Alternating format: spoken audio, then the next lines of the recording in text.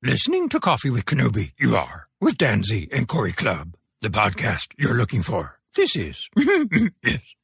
For an entire generation, people have experienced Star Wars the only way it's been possible, on the TV screen. But if you've only seen it this way, you haven't seen it at all. This is the podcast you're looking for. We've been waiting for you. The force is strong here, even stronger than the coffee. At last! Where have you been? Welcome to Coffee with Kenobi. Here are your hosts, Dan Z and Corey Clubb. Hello, this is Dan Z, and welcome to show number 40 of Coffee with Kenobi, the Star Wars podcast that analyzes our favorite saga in a whole new way. Filling in for Corey Clubb is our good friend and co-host, Jeff McGee. Hello, everybody. Be sure to check out our coffee chat with Pablo Hidalgo as we get some new insights into the story group and talk to this Star Wars legend. Check out the latest Legends library as well as Randy and Luke discuss the new novel Kenobi. As always, I'd like to invite you to head over to marvindogmedia.com to check out some of the great podcast offerings we have for you there, including the latest episode of Bantha Banter, featuring my interview with Chris Cape, the musical mind behind the sensational Mark Hamill Can Handle. In today's show, Dr. Andrea Letamendi joins us as we discuss our topic for show number 40, the psychology of collecting. We also discuss the news of the latest anthology film, George Lucas gets recognized by Disney, and the Kennedy Center, and Coffee with Kenobi shares some exciting news. We also discuss the new Star Wars app. We also discuss Dan's visit to Lucasfilm and catch up with Mediocre Jedi's live report from San Diego Comic-Con. A huge thank you to Mediocre Jedi, Mike Audette, Neil Lowry, Dennis Keithley, Matt Moore, Lillian Torres, and Eric Scrotch for their contributions to our Coffee with Kenobi Patreon page. We really appreciate it, and we will announce the winner of the first coffee chat on our next show.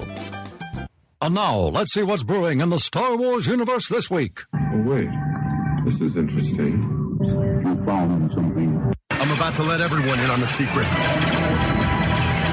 Hi, this is Corey Clubb, co-host of Coffee with Kenobi, and you're listening to Coffee with Kenobi with Dan Z and Jeff McGee. This is the podcast you're looking for. For our first news story, Jeff, we had to do something pretty special because we've got a Han Solo film. It's official. The second anthology film is going to be about Han Solo. So we had to bring in somebody that we all know and love, Mr. Corey Clubb. Welcome to Coffee with Kenobi. Yes, thank you. Thank you very much. Thank you. Nice to meet you, Corey. I've never spoken to you before. Well, it's a pleasure, my friends. It's a pleasure. I'm excited. Very excited. You're a big fan, right? Huge fan. I've been here since the beginning, like the first show. I think we're here listening with you guys. So, all a good time. Good. Well, this all started because, as Corey said a few times throughout the history of the show, I text him incessantly, especially when things happen. And Jeff is on this gravy train too, so we're all sending stuff back and forth. And I was just like, just come on for this segment. And Corey, you were like, what? Yeah, absolutely. I mean, this is one of those things that kind of blows all the other news out of the water. You know, it's a type of news that stops your daily work. Tell us why. Just like you almost stopped our conversation. Tell us why. Well, they've announced the first anthology. It's kind of a solo film, I guess. Han Solo film. And go ahead. Oh, I was just giving you a rim shot. Sorry. Oh, gotcha. Anyway, this is the kind of news that we've kind of been I guess hinting around for a while now. Kind of been, I think, in the works. They've been talking about anthology films. The first one was the Rogue One anthology film that was released 3 or 4 months ago back at Anaheim. And this is the first one that we've kind of centered on a character we know is well known. And of course, to me personally, he's an iconic film character, Han Solo, of course. And this is, the kind of his upcoming story. It's kind of, I would assume it's a younger version of him. We kind of see where he kind of comes from and his backstory and how he kind of made it into New Hope and before he met Luke and kind of got on the adventure there. But, there's some good things and bad things about this. In my perspective, of course, Lawrence Kasdan is writing the script, which is huge. Because you were was this the one you were a little nervous about at first, or was it the Batman Solo film?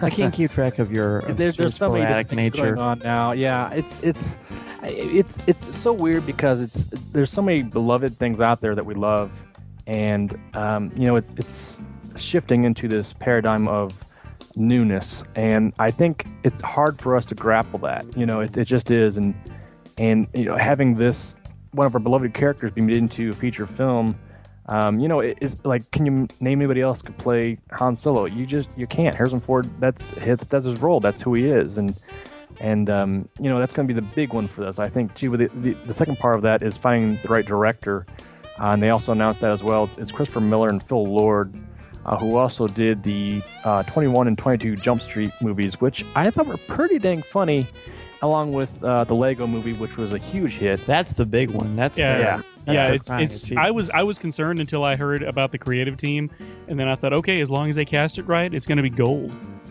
But my problem with that is that they have they have a couple cartoon movies under the belt and two knockoff sequels of mediocre funny business, and does that work into a Han Solo film? I think I think it does. I think it does, because here's the thing. How so? Well, for one thing, as you know, I mean, you obviously appreciate this as much as anyone, being a dad and an intelligent consumer of coffee and Star Wars. Yes.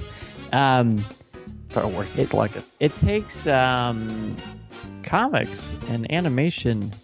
Remind me of a quote. I was going to say Twain in quote, so I came up with a new word, guys. Quote. A quote. This Mark Twain quote, or quote, as the case may be, was, the thing about fiction is that it's obliged to tell the truth. So animation and comics tell stories in a stronger way because they don't have to hide anything. They just let it all out there. I think you need the right amount of humor and the right amount of adventure and the right amount of fun. And that is sometimes what can be missing from a Star Wars story. So putting these guys in charge of it ensures it's going to happen. I think Han Solo needs to have that fun, playful snark. So this is brilliant. Yeah, he needs a light touch, because the story itself, is going to carry some weight. So if you can tell a serious story with a light touch, it's a recipe for success. Yeah, but my problem is it going to be kind of those younger, hip versions of a movie we like, with the young cast, doing one-offs and spinning goofy jokes and, on a heist or something like that, and then looking to, I don't know. It just seems like it's like a hangover movie waiting to happen in the Star Wars universe or something like that. Oh gosh, I hope not. I don't see that happening at all. I really don't. Because one thing about the Lego movie had a lot of heart. And, it did. And I think that's what they're going to bring to it.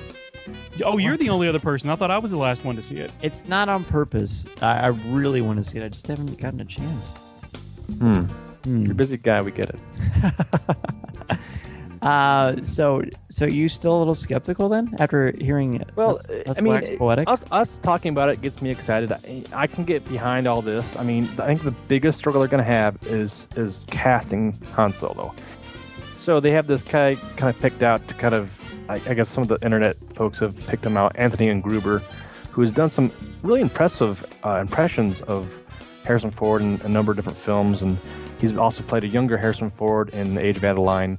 And our good friend Rob from Bearded Show got to interview him for one of our little sections for the Bearded Trio. And, the problem with that guy is he looks like he can play Harrison Ford really well, but can he play Han Solo?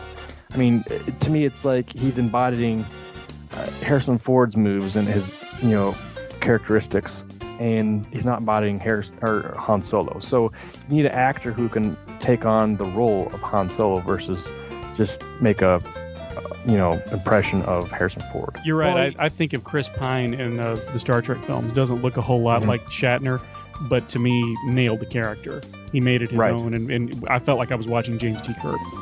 Yeah, I totally agree, and that's the thing with a lot of the Bonds too. You want them to play a character, not play a bunch of character traits. Sometimes with the sitcom, after a while, you start to see. I was starting to worry with The Big Bang Theory, because I like that show. I know some people don't, but I love that show. And I started to worry that Sheldon was becoming a caricature of Sheldon. But he went back to that not happening, and he's back to just being a character. And I think they'll do that with Han Solo. I mean, again, we're talking about Kathleen Kennedy and Lawrence Kasdan and his son, people who get Star Wars, who know it and have a lot invested in it. Mm-hmm. They're going to make it right. The only thing about these guys who are famous for the Lego thing, I'm talking about Lord and Miller. Phil Lord and Christopher Miller. They're busy.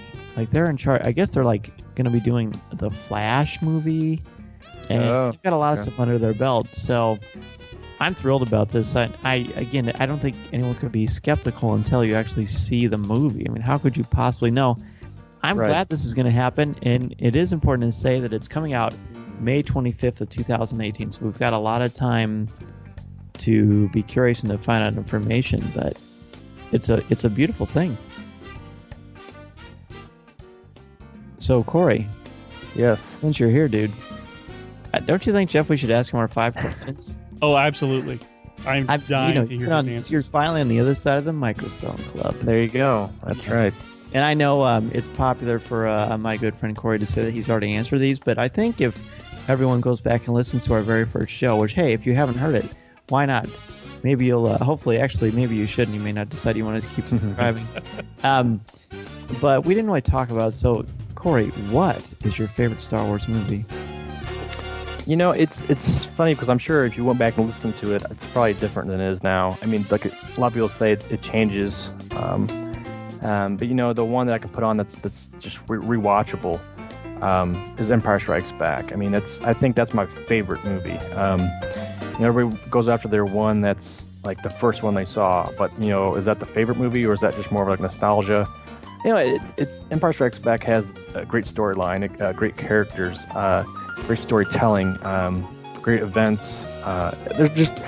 It's just one of those films that everybody looks up to. I think as a filmmaker, as a storyteller, as an artist, they're able to piece together certain moments of emotion and that really reacts with everybody. So I think that's not necessarily like, oh, it's always the best film because it's the second one and it did such a good job. I think it turns on the emotion. So I think that's the best part about it. So yeah, that's the favorite one for me. That is the correct answer.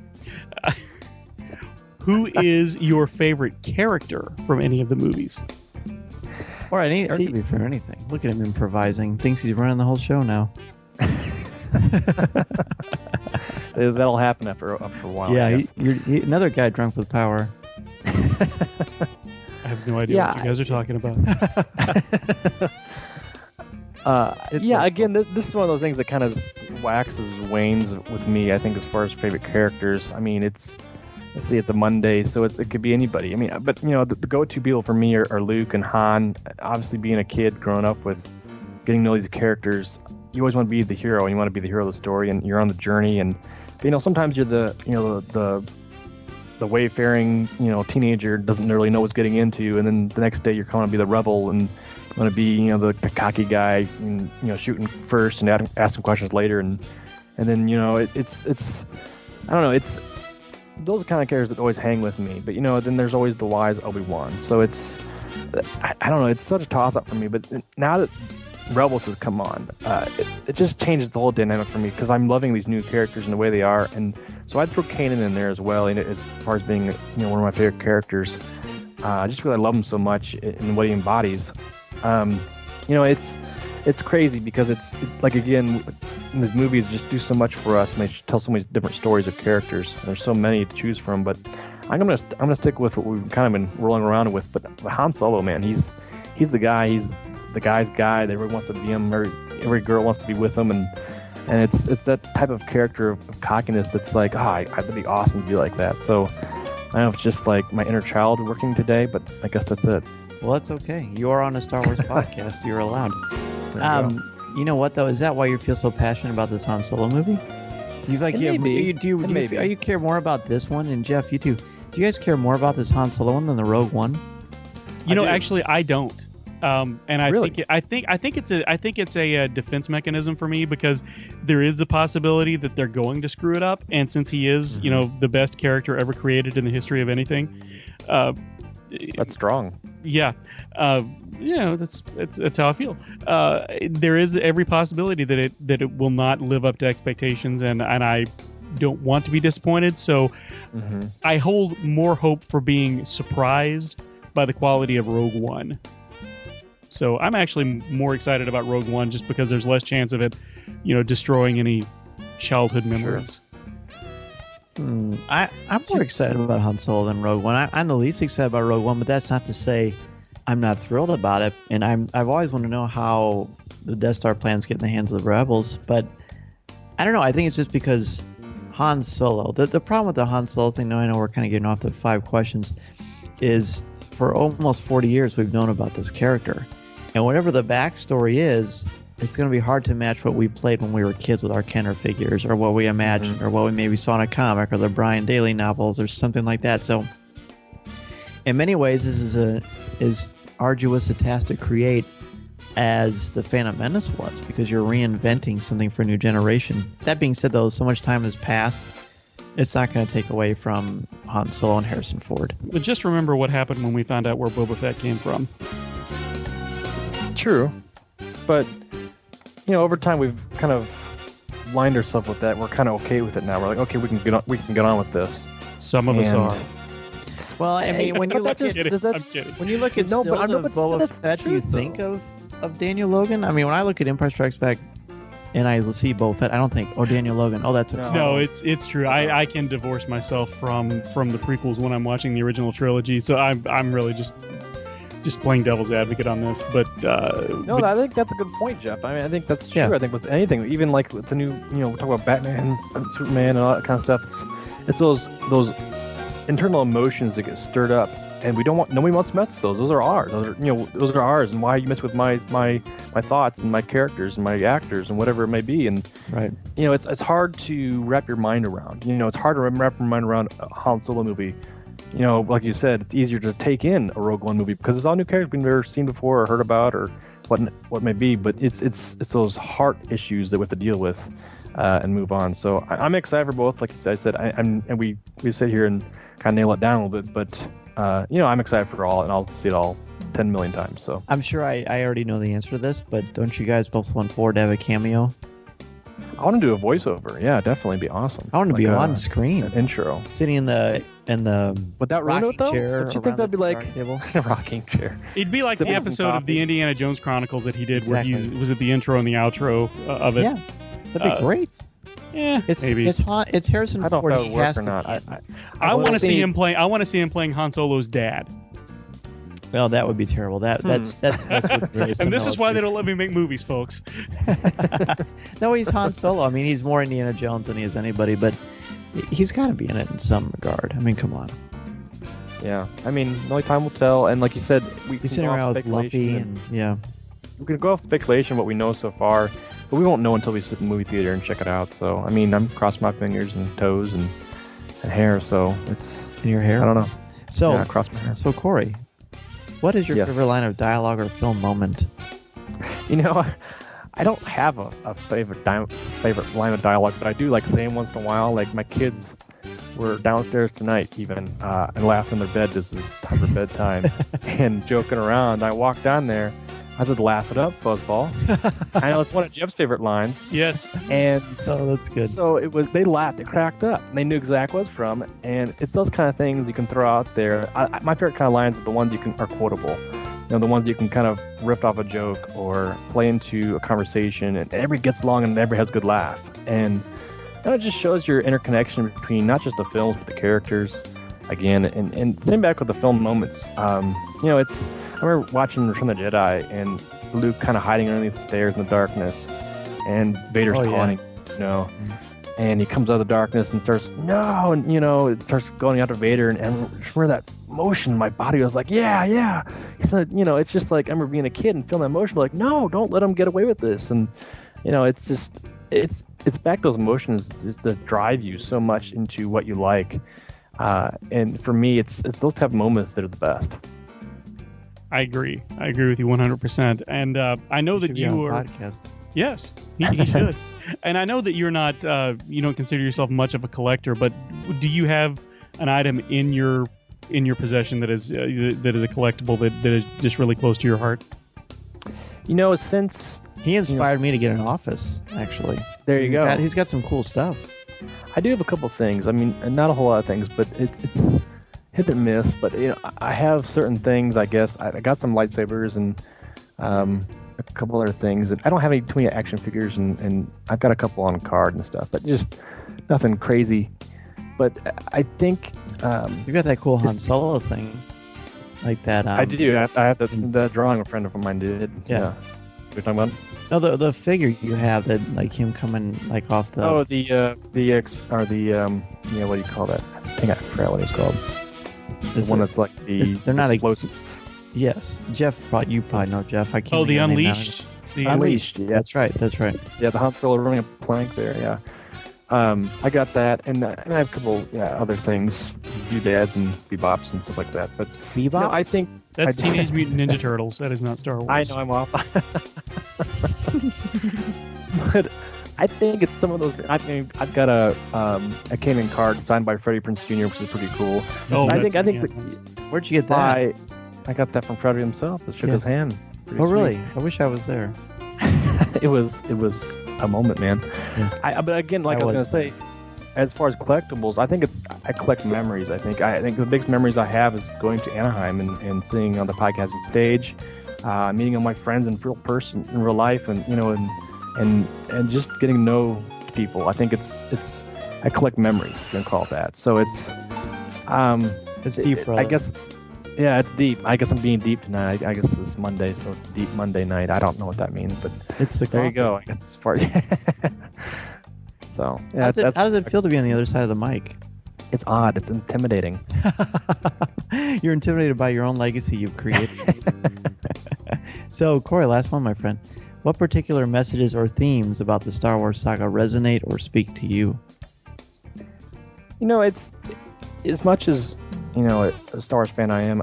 I get the hero's journey thing, but I always look at it now that we've discussed so many topics on this show. I look at it, the saga as a whole piece, and I can't remember who said it, but it was like everything's just a one whole saga. It's a one whole story. It's not this episode or that episode or this book or that TV show or whatever. It's all one huge story, and I look at that more and more as we get in more stuff, more films and more TV series and stuff, and all kinds of collectibles, and it all rubs into this beloved thing we have. And I think that's just the type of theme of obviously it's we talk about family a lot, we talk about hero's journey and stuff. Those are kind of themes that I pick up on because that's prevalent in my life, and I look at it throughout the whole saga. Maybe it's Kanan and Hera, or it's Luke and Leia, or Anakin and Padme, or something like that for relationships, or friendships of Obi-Wan, Anakin, and Ben Kenobi and Luke, and Han Solo and Luke, and Chewie and Luke, and it's just there's so many different connections, and it's all such a driving force for compassion and doing the right thing and carrying on a legacy. So that kind of stuff speaks to me, and I'm excited to see where to go with Episode 7's new characters and how they're all going to connect, and I'm just excited to see where it's all going to go. As far as drawing near to the beloved characters we do have, and then adding into new ones. So that's exciting for me, and I'm can't wait to see it. So that's very well said. I've always been wondering to see what you would say. I don't know what I would say when it's. Well, maybe we'll find out next time, Dan. Yeah. Dun, dun, dun. It'll be fun to go back and revisit Jeff's, actually. Yeah. That would be fun. So anyway, speaking of fun, it was super cool to have you on, even though it's briefly. We'll certainly have you. You're returning for show number 41, obviously. That's going to be our big Full of Sith two-parter, so that's going to be a good time. Corey, where can people reach out to you if they want to ask you a question or just say hello? Well, I'm Corey C. at coffeewithkenobi.com, and on Twitter at Corey Club. I'm on Facebook, all those places. I have CoreyClub.com, kind of a blog thing I never blog on, and so I don't know if you can check it out. I have my book on there, some other links and stuff like that to my freelance design stuff at globaldesigns.com for freelance book cover art or graphic design and logo design. So I'm all over. Just Google me, I guess, but in the cool way. I don't know if there's different ways to do that. I don't really know what to say. I will say, yeah. And of course I'm biased, as is Jeff, but Corey's a heck of a writer, so you should definitely check out Uncanny Day. Absolutely. One of my favorite books from the last several years. Wow. Seriously, yeah. Wow. Love that book. Thank you. I can't wait for the movie. I can't wait for the sequel. I cannot wait for the movie either. I don't know if you guys have heard, but we should have cameos. That'd maybe be great. Jeff, maybe this could be our chance to be action figures. The Uncanny Day action figure line. Awesome. New from Kenner. There you go. Our next news story concerns the San Diego Comic-Con Star Wars panel and some of the highlights that we saw there. The main highlight being the behind-the-scenes video that they played and has since been released online. And, this, I don't know about you, but this to me, is better than a new trailer. I agree. I completely agree. I love the way I love the way they're doing this. They're promoting this thing in exactly the right way. We're seeing all sorts of images and glimpses from the movie, but they're not giving us any idea about the story. And it's making me even more excited without spoiling anything. And that, along with the fact that we're able to see, behind the scenes, we're able to see how many of the effects are practical and tangible. We're seeing the actors interact with one another. We get to watch Harrison Ford sit down in the cockpit of the Millennium Falcon. Oh, I seriously, I welled up again while I was watching this, just like I did when I saw the trailer at Celebration. Did you see, we have a lot of the stills that Verizon sent us, which was really cool, and Lisa was kind enough to put them up for us. But there's an image of Han Solo, Harrison Ford, with a blaster. Did you see that? No, I did not. You gotta check it out. It's very cool. I agree with you. I think this is, in many ways, more powerful because we feel like we're a part of this. It's already part of our legacy as Star Wars fans and as a media culture because we're seeing behind-the-scenes stuff already before we've even seen the movie, which I think is very clever. It's almost like Disney knows what they're doing. It's like they've done this before. Right? My favorite part of it was some of the panel, at least, was the quote when they were talking with Gwendolyn Christie, Adam Driver, and Domhnall Gleeson, and Gwendolyn Christie said, "I found it very exciting that underneath that armor is a woman, and it makes it more relevant than ever." And Gleeson just followed that up with said, "I am evil. He's British." I know. But that's one thing that you never think about is in Star Wars, all the evil characters have British accents. Pretty much, except for Darth Vader. Right. Well, he's James Earl Jones, and he doesn't need an accent to sound evil. True. He's just cool. Yeah, I think there's so many wonderful things. We've got links to the full panel as well as the video itself. I want to look at more specifically at this behind the scenes that StarWars.com released. Things that stand out, of course, the practical effects, the explosions with the stuntmen tied to those ropes, the way they're flying, and so it's just more realistic. You see C-3PO with a red arm. Did you notice that? I've only watched it a couple of times, and I was just so caught up in watching it that I haven't gone back to watch much detail, but I did hear about that, and that's interesting, and it makes sense because, we're 30 years later. I'm amazed R2-D2 still has both of his appendages. Well, maybe the red is almost like they're doing green screen stuff, so maybe it's going to be something else. I don't know. I don't know. I did notice that the TIE Fighter has the red panel on it as well. I don't know what that means, but that's very distinguished too. I wonder if that's a specific model. Well, they've released the one, I think it's a 1/6 scale, or maybe I think it's in the 6-inch scale TIE Fighter that they released that has that red panel on it. So I think that. Are you talking about the Black Series one? Yes. Yeah, $180. No, thank you. Yeah, I mean, man, would that be a thing? But we'll save that for our collection segment. But right.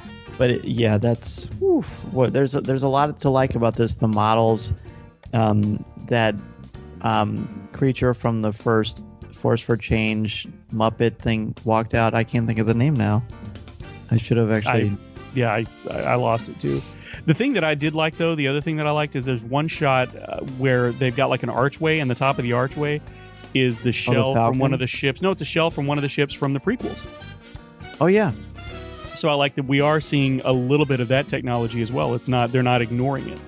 No, they aren't. But like you said before, I can't get enough of seeing the Falcon, the fact that they built it.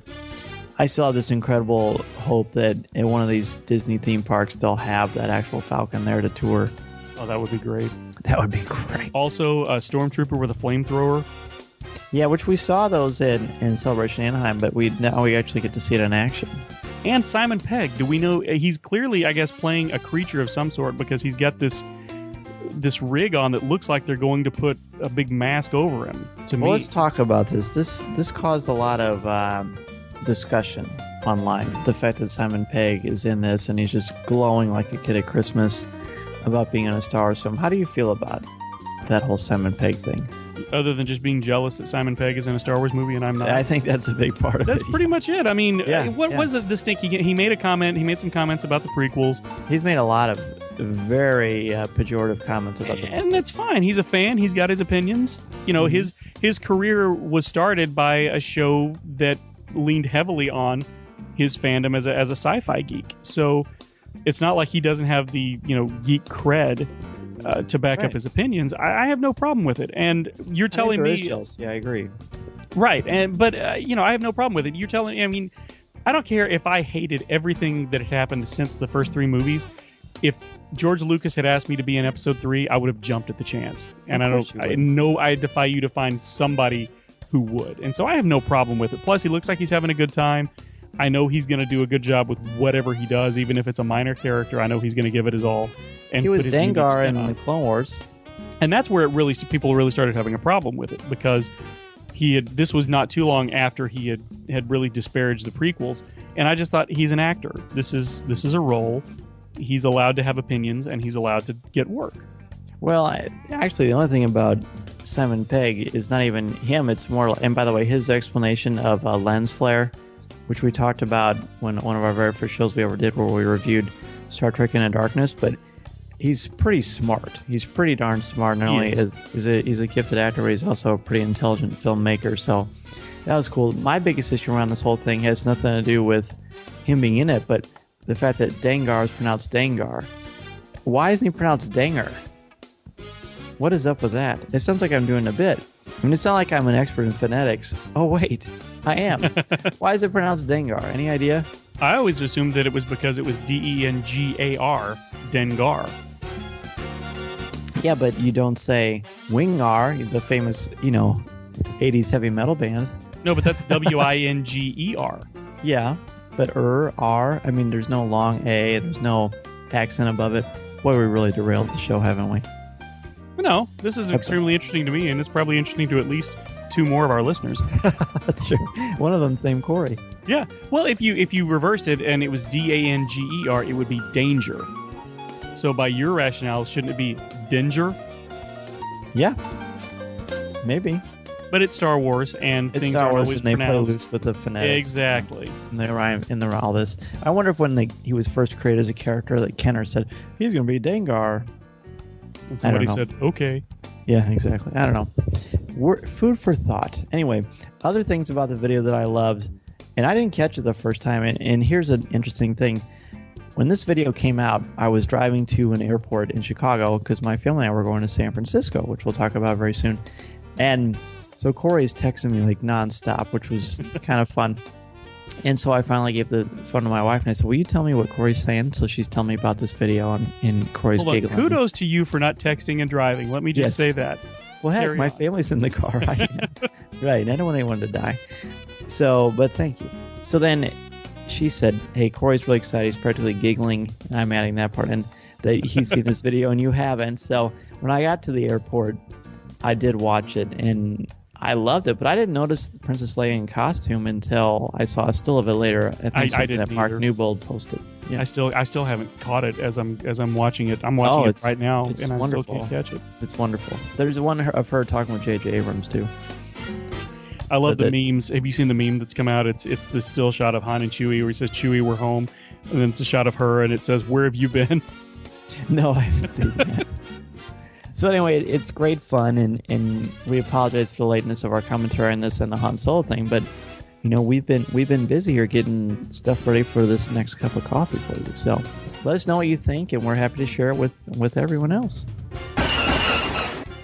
Okay, so 2 exciting things are going on for George Lucas and George Lucas fans, and how could you be listening to the show and not be a George Lucas fan, honestly? But he's receiving a bunch of rewards at the D23 Expo in Anaheim, which I've always wanted to go to, and now this makes it even worse. He's going to be honored with the Disney Legend Award. And for those of you who are not familiar with D23, it's actually this year, well, it's always at the Anaheim Convention Center where Celebration Anaheim was. But the Disney Legend comes out, and they speak, and there's this huge, beautiful tribute, and there's a lot of famous people there to honor them. I would love to be there. My goodness, to see George Lucas in person, a beautiful thing. I wish I could see it. No kidding. By the way, who else is going to be honored this year is Danny Elfman, which I don't know how he fits into the Disney family, but right on. Well, Susan Lucci, I don't know how she fits in either. Well, ABC. Oh, that's true. That's true. And then there's a bunch of other ESPN, George Oppenheimer. So quite a group, but having George Lucas there. But this isn't where the George Lucas fund stops either. Did you see where else he's getting? Yeah, Kennedy Center honors. That's huge. I thought he had already gotten this once before. Maybe it was another... he was honored several years ago because I know he picked Maroon 5 to be the band because his daughters were fans of them. And I thought that just says everything about George Lucas. He's sort of the ultimate family man. Agreed. But I guess it wasn't the Kennedy Center honors because this is huge. It's wonderful. And you know, did he get this kind of recognition when he was an active filmmaker? I don't think so. Not unless you were a huge Star Wars fan. But I think even if you weren't, you had to appreciate what he added to film. And now that he's retired, people are looking back and saying, wow, he did contribute a lot. And to be fair, probably some people are doing this because you put George Lucas on a bill, it's going to sell some tickets, isn't it? Yeah, absolutely. And he's the people that are being honored with him as well. It's a very distinguished list. You've got Eagles, Carole King, Cicely Tyson, and Rita Moreno are among the other honorees. And I mean, that's, you know, titans of the entertainment industry. So in a lot of different fields too. Yeah, and that'll air December 29th. It takes place December 6th, and the presentation will be telecast December 29th on CBS. So I'll be on the lookout for that right after Christmas. That'll be a nice little follow-up to the Christmas break that I will not get this year. For our final news story, this is something that is huge news for those of us here at Coffee with Kenobi, and I believe it's for Dan in particular. Those of you who read might know that there was a novel called Tarkin that came out fairly recently, detailing the early life of the man who would become Grand Moff Tarkin. And the paperback edition was recently announced, and the back of the paperback edition carries something that's a little special. Dan, tell us a little bit about what you might see on the back of the paperback release of Tarkin. Yeah, the back of the paperback of Tarkin has a blurb from my review of it, which was stunning. And I actually found this out because Roku Depot sent us something on our Twitter feed and said, "Congratulations, kudos, great quote." And I ran and I said to my wife, "I think I'm on the back of a book." And she said, "You are? We got to go check it out." So I went to Barnes & Noble and I saw it and I couldn't believe it. So I took a picture of it and sent it to Corey. It's really nice. It's just, you know, our little show continues to have many blessings and support. And I'm really appreciative that Del Rey took the time to do that. It was a neat thrill. What can you say? It was great, and again, you know, they're absolutely right. The quote on the back, if I may, I'll just read it. Sure. The quote says, "A spectacular novel with the intrigue, action, and profound characterization we have come to expect from the pen of Lucino, one of the best authors of Star Wars fiction writing today." And again, it's very well thought out, very, very descriptive and clean, and just again, further evidence that you guys have the classiest podcast out there. And thanks, man. I appreciate it. It's true. This is like as people call this the NPR of Star Wars podcasts. So I'm trying my best not to class it down too much. Oh wow, well, that's awesome. But yeah, that it was great, and I love that. You know, I understand you were the author, but I feel like you would prefer to have Coffee with Kenobi listed instead of just Dan Zare. It's so true. So it will push people to the website, and that's great. Yes. And so you know, anyone out there who goes to pick up the book, be sure and take a look at the back so you can see Dan's words on the back of a paperback novel. It's great. And you recently, and by recently I mean the last like 2 or 3 days, got back from a trip to San Francisco. Another reason I'm jealous of the life that you lead. And while you were there, you got to do something that not many people get to do. Yeah, I got to tour Lucasfilm. Right? Yeah, I know. Tell us if you can. I don't know how much your non-disclosure agreement allows you to say, but can you tell us a little bit about how this came about? How you ended up getting to do this? Yeah, well, basically, I since I write for Stars.com, and I've become friends with a lot of the folks at Lucasfilm. It just kind of worked out that I got asked to take a tour, and of course, the 5-year-old in me was just so happy, and the 42-year-old in me was so happy because it's such a blessing. So My family and I went, at the time of this recording, we went last week, and we got to tour. We got to see a lot of great stuff. I got to go into the theater where they have the digital theater that Lucas screens everything, which was a gorgeous theater. The acoustics in there, oh my gosh. I don't think I've ever experienced anything like it in my life. And honestly, when we were in there, we didn't get to see any footage, and I didn't think that we would. And anyone who knows me knows that if they were going to show me footage, I would have ran away screaming because I want to wait until it's time. No spoilers! Yeah, exactly. But it was just, you could just tell when you walk in there, just a different atmosphere to it. I got to see a lot of great props. There's a lot of amazing things in Lucasfilm. I got to walk by Jabba the Hutt, which actually exists. It really is a little coffee house for the Lucasfilm employees. And got to see Matt and Dan and Andy from StarWars.com, and so that was really cool to see them and see how they're doing. And then maybe the coolest part about it, well, there are a lot of cool parts, just experiencing that with my family was pretty wonderful, was the Lucasfilm store. Holy goodness. Yeah, you sent me a picture of all of your gets from there, to use a Troy Metzler phrase. Yes. Or term, I should say. That's our classic Geeks Helping Geeks one, yeah, for sure. Yeah, basically you spread it out all over your hotel bed, and I don't think there would have been room for anybody to even think about laying down on the bed. Exactly. It was cool. My favorite thing that I got, well, I think one of my favorite things is they had a few of the jacket, the Rebels crew jacket. I'm so jealous of this. So I snagged that thing up. That thing is cool. It's very cool. So now, my favorite part though was that I'm like, the people I was walking around with, I said, I think I'm showing a lot of restraint, and Deanna said, well, that's because your wife is with you, and we had a good laugh. She was awesome. She was so supportive, of course, and I think it was a thrill for her and the boys too, because they like Star Wars, but they like it more in moderation than I do. Right. So even seeing the fountain, which the public can take a picture in front of the fountain, you don't have to pay or have any kind of special pass or anything. It's just right there. You just turn a corner and there it is, and it's just gorgeous and breathtaking. And you sent me can we say that you sent a picture of the Indiana Jones statue? Yeah, because that's out in the public. Yeah, well, my favorite part of the whole trip was you sent me a picture of the Indiana Jones statue, and I think I told you, I texted you back for a split second when I looked at it. I thought it was a statue of Dave Filoni because of the hat, and I thought, well, that's weird. And then I realized what it was, and I thought, oh, that makes more sense. Yeah, that was another part of the trip that was fun. We I realized where we were at, that San Anselmo was not too far away, and discerning listeners will know one of our first shows, they just created a very small park in San Anselmo, which is where George Lucas grew up. And they have a replica of the Yoda statue from Lucasfilm there, and they have a life-size statue of Harrison Ford as Indiana Jones.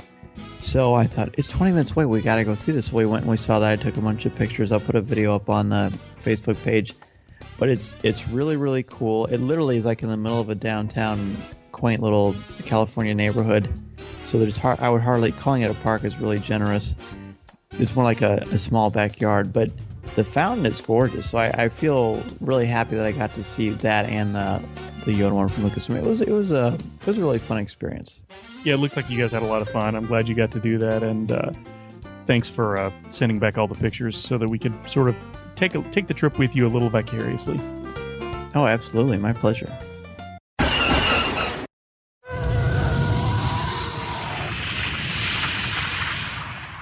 Han Solo, Rebel Soldier, Lando Calrissian, and Bespin Guard, each sold separately. From Star Wars, The Empire Strikes Back Collection, new from Kenner. Looking? Found someone you have, I would say, Your lightsabers will make a fine addition to my collection.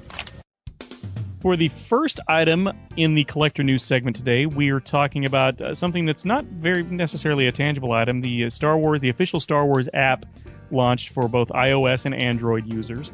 And Dan, I assume you've downloaded this app? I did, the first day. First day, I did too. And this thing is a lot of fun. My favorite feature, this is going to sound weird, but my favorite feature is the weather feature. I agree. I totally agree. Except that I live in Texas, and we've already reached Tatooine status. Oh man, if they measured humidity, we'd have reached in Illinois for sure. Yeah, Coming we've been Francisco, yabbing. Humidity. Yeah, exactly. We've been yabbing in Kashyyyk for most of the week because it is so humid. I thought it was hilarious that when I first downloaded the app, it was set for San Francisco, which is where Lucasfilm is based, and it said it feels it feels like indoor, and I thought, well, that makes sense because they filmed the indoor sequences in Northern California. So I did go to a Redwood Forest, by the way, not the one where they filmed Jedi, but man, are those gorgeous. Anyway, I would love to do that someday. But yeah, that and the selfie section, which I've already posted a picture of myself as Princess Leia, which horrified everyone on my Facebook friends list, which is what I was going for. But you can do Jedi Knight, Princess Leia, Han and Carbonite, which doesn't work that well for me. Have you had any luck with that? You know what? I have the problem that I have whenever I think about if I were to be carbon frozen. I don't know what kind of face I would make, so I just have to wait until I can come up with a perfect expression. But it worked well when I was goofing around with it. Maybe it's just my face doesn't work well in Carbonite. No, you've got a face for Carbonite. Don't kid yourself. Most people say I have a face for radio. No, the app's got news, updates. It's got this incredible augmented reality thing where you can do a scan and the Stormtrooper in BB-8. You can get like a virtual reality version of that, which more on that later once I play a little bit more. Pretty cool. You can see the videos. There's a really, really cool Force trainer where you can basically do a virtual game in the room you're in where you're using your lightsaber as a trainer. Have you done that? I have. It's really a lot of fun. It took me a few tries to figure it out, but once I did, it was a lot of fun. And I also love the soundboard. And the GIFs, yeah. And the GIFs, yeah. I sent one of those the other day to somebody. It was the What Are You Talking About that I sent to somebody the other day because I just couldn't understand what this guy was trying to tell me. So I sent him the GIF of Han Solo saying, "What are you talking about?" See, I accidentally sent the What Are You Talking About Willis, but that's for another app. Yes. Yeah. I wonder how many people will get that joke. So there's a fun thing on the Star Wars history, the soundboard, and then, of course, like we said, the weather. It's Star Wars themed weather. Basically what it does, if for those of you who don't know, you click the weather and it somehow links with the natural Apple weather app anyway. I think that's when it links with. I'm not 100% sure on that. So. And it will tell you like where you're at in your actual weather, and it's real with the rain, snow, whatever is going on. But it also will put like, oh, if it's really cold, you're in Hoth. If it's really high, you're in Tatooine. If you're underwater, you're probably drowning. So it's pretty darn slick. Very, very creative. I talked to some of the folks who designed and got this app rolling, and they're all really passionate about it and really proud of it, and they should be. It's a really, really fun thing, a fun way to experience Star Wars, and it doesn't cost anything, so definitely download it and check it out. And yeah, it's a great way to link to everything Star Wars. There's a link to the website. So far, there's not a link to Coffee with Kenobi, but we are working on that. That's right. We're already on their community page, so you never know. There you go. Our next collector news segment, Mediocre Jedi, who's a blogger for us and just an all-around great guy and Star Wars fan, who we hope to have on Rebel Reaction this season. He did a report from San Diego Comic-Con for us and talked to the good folks at Hasbro, so we'll share this with you right now. Nice. Alrighty, this is Mediocre Jedi here for Coffee with Kenobi, live at San Diego Comic-Con 2015. I guess I'm technically not live, but I'm recording it. And I am down at the Hasbro Toys booth with Joe. Can you pronounce your last name for me? Ninavaji. Hey, Joe, guys, how are you? Joe Ninavaji. Thanks very much for your time today, of Joe. Course. Just I wonder about the figures here. Obviously, there's a whole lot of excitement on Twitter last night about this. Is this the level of excitement you expected for the release of the First Order Stormtrooper? Yeah, absolutely. We've been thrilled to get him out there, and when we were able to reveal it a few weeks ago, the result was positive. We sent out some samples for some of the sites to review. Those were really positive, so we knew we had something awesome here. Yeah, obviously a lot of people lined up for it, and lots of excitement, of course, for all the other figures as well. Speaking of those other characters, can you talk about any other Force Awakens characters that are soon to be released? I cannot. The Empire or the First Order won't let me. So of course, yeah, of course. The Supreme Leader might have an issue with that. Exactly. But in good time. Obviously, Force Friday, September 4th is when our product line hits shelves, so there's going to be, a lot that you guys get to see right then and there. Absolutely. Yeah. Lots of excitement for that as well. Will female and male characters be released at the same time and in roughly equal numbers? I can't speak to the weighting, but absolutely, yeah, we're going to have female and male for sure. I mean, we've already got, a decent amount of female characters that came out in the spring. But yeah, as we move into fall, there's a lot of really powerful, awesome new female characters that are going to get, good share of figure form. Absolutely, I know that Sabine and Hera. There was lots of buzz on the internet about where's Hera, where's Sabine. Yeah, they were hard to find. They were, yeah. I mean, we produced them. I don't think we produced enough of Rebels in general. So that was difficult for us this spring to get them all out there. But Rebels is not going away for us. Obviously we're going to be focusing on the Force Awakens and the new movies, and but we're still going to be doing a lot behind Rebels. And you could expect to see Sabine and Hera making their appearances soon. That's good to hear, most definitely. Which of the Black Series figures are you most proud of yourself? I love the Leia Bouche. I've got the same question in Celebration and the same answer then. She's phenomenal. I mean, I think just, her deco is great. The accessories she comes with, she's such an awesome figure. So, personally, she's my favorite we've done so far. It's funny you mentioned that. I know that the Leia Bouche it's probably my favorite. I hate to use the expression look, but it's one of my favorite looks for her. Yeah. It's a great role she plays there. Absolutely, yeah. Speaking of, and I know you're a very busy man, don't want to keep you too long. Speaking of Force Friday, we would be happy to have you on the show, Coffee with Kenobi podcast, if you'd like to come on the show to talk about it. Mm-hmm. And if as far as that goes, any other final comments that you may have? No, I mean we're thrilled. We're so excited that we're able to just have this great collection come out on Force Friday, and we look forward to your thoughts on them when you see it. But yeah, I mean, give us a shout. We'd love to be part of your podcast. It'd be great. Absolutely. Thank you so much. I really appreciate it. Have a great day, and may the Force be with you. You too, my friend. Thank you. Thanks, Joe. All right. Thanks for your time. And thank you again for getting that Mediocre Jedi. We really appreciate it and look forward to your next blogs. Also, I love the title. I love his name, Mediocre Jedi. Cracks me up every time. And we've met him and hung out with him. He's far from mediocre. Far from. He's pretty awesome. Great family man. Top-notch Jedi, if you ask me. Yes, great guy, absolutely. Well, our final item in Collector's News today is one that I can't decide how I feel about it. I've had so many people on my Facebook page ask me my thoughts on it. It's the Hot Toys Millennium Falcon 1/6 scale toy that will end up being 18 feet long. And we're not sure if it's going to go into production yet. If it does, I can't imagine they're going to sell more than 2 or 3, to be honest with you, because who has room for this thing? It's insane. I mean, and this is coming from the guy who bought the Lenovo Stormtrooper armor, so who's the more foolish, right? Yeah, but at least you can wear that. True. Yeah, I mean, it looks neat. The Hot Toys, like the sculpts of the figures and their faces, they've always kind of rubbed me the wrong way. They almost kind of look like 70s testosterone. A little bit. They're sort of in that uncanny valley territory where they just kind of they look almost too human, but not quite human enough, and so they kind of give you the creeps. I agree. Like Han Solo doesn't. There's nothing that looks charismatic about him. With the exception of like the Joker toys that they've done, I think anything when it's a human face that's painted or a non-human face, I think they look phenomenal. But when they try to sculpt a human face, it's just very difficult to do. Agreed. But this thing, I can't. We don't have a price point or anything on it, but I can't imagine that it's going to be anywhere close to affordable. And I just don't. I don't know. Well, you mentioned earlier in our news segments the Black Series new TIE Fighter that they previewed. Right. That's actually it's the first vehicle that's actually scaled to the Black Series.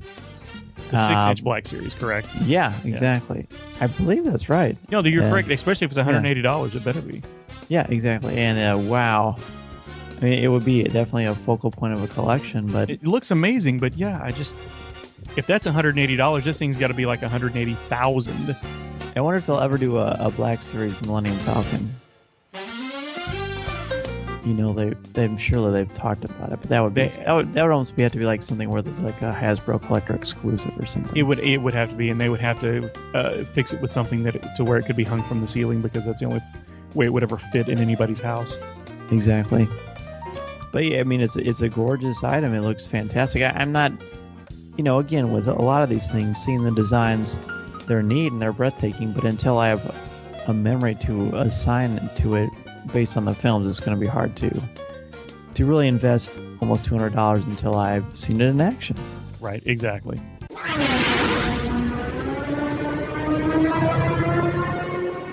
Luke, you're going to find that many of the truths we cling to depend greatly on our own point of view. I must be allowed to speak. You've taken your first step into a larger world. Our topic for show number 40 is the psychology of collecting. What is the mindset of a collector? How much of collecting is nostalgia? And when is collecting too much of a good thing?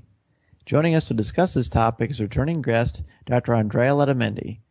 We first had Drea on show number 11 back in January of 2014 and are thrilled to have her back for a cup of coffee. Welcome back, Drea. Hi, thanks for having me on again. Absolutely. Well, the response was just so great, and it was fun for me personally because I love talking about Star Wars naturally, but talking about Batman is so much fun, and there's no one better than listening to you and Brian when you guys talk about Batman. And your show and your wonderful career, everything has just gone so exciting for you guys. So tell us what's going on in your life. Oh, thanks. That's so nice. I can't believe it's been over a year since we last talked on your show. We had several conventions. Comic-Con is one of the conventions that we love going to, and we've just gotten back. And it was quite a busy show with panels about the psychology of Star Wars, with, of course, a lot of discussion about our podcast, which, as you mentioned, is the psychology of the show Batman, the animated series. So the best animated show of all time. Exactly. So it's always fun to talk about that show.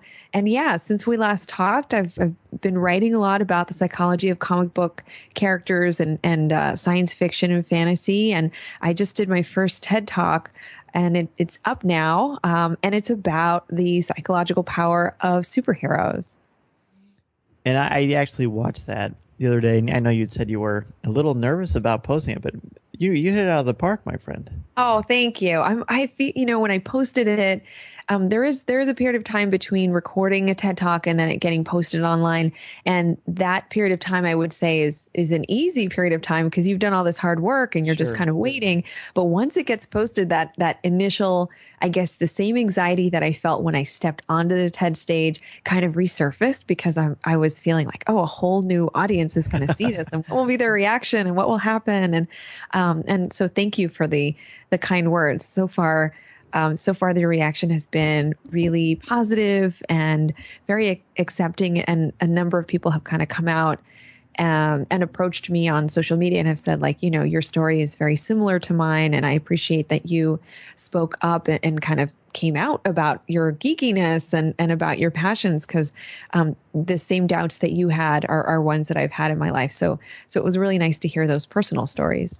I think it's also encouraging, and it sort of reinforces us as individuals. And on our show, we have a wide-ranging audience, but we have intelligent people listen to the show, and people like to have discussions about things that we've liked since we were children, and we've carried that with us through adulthood.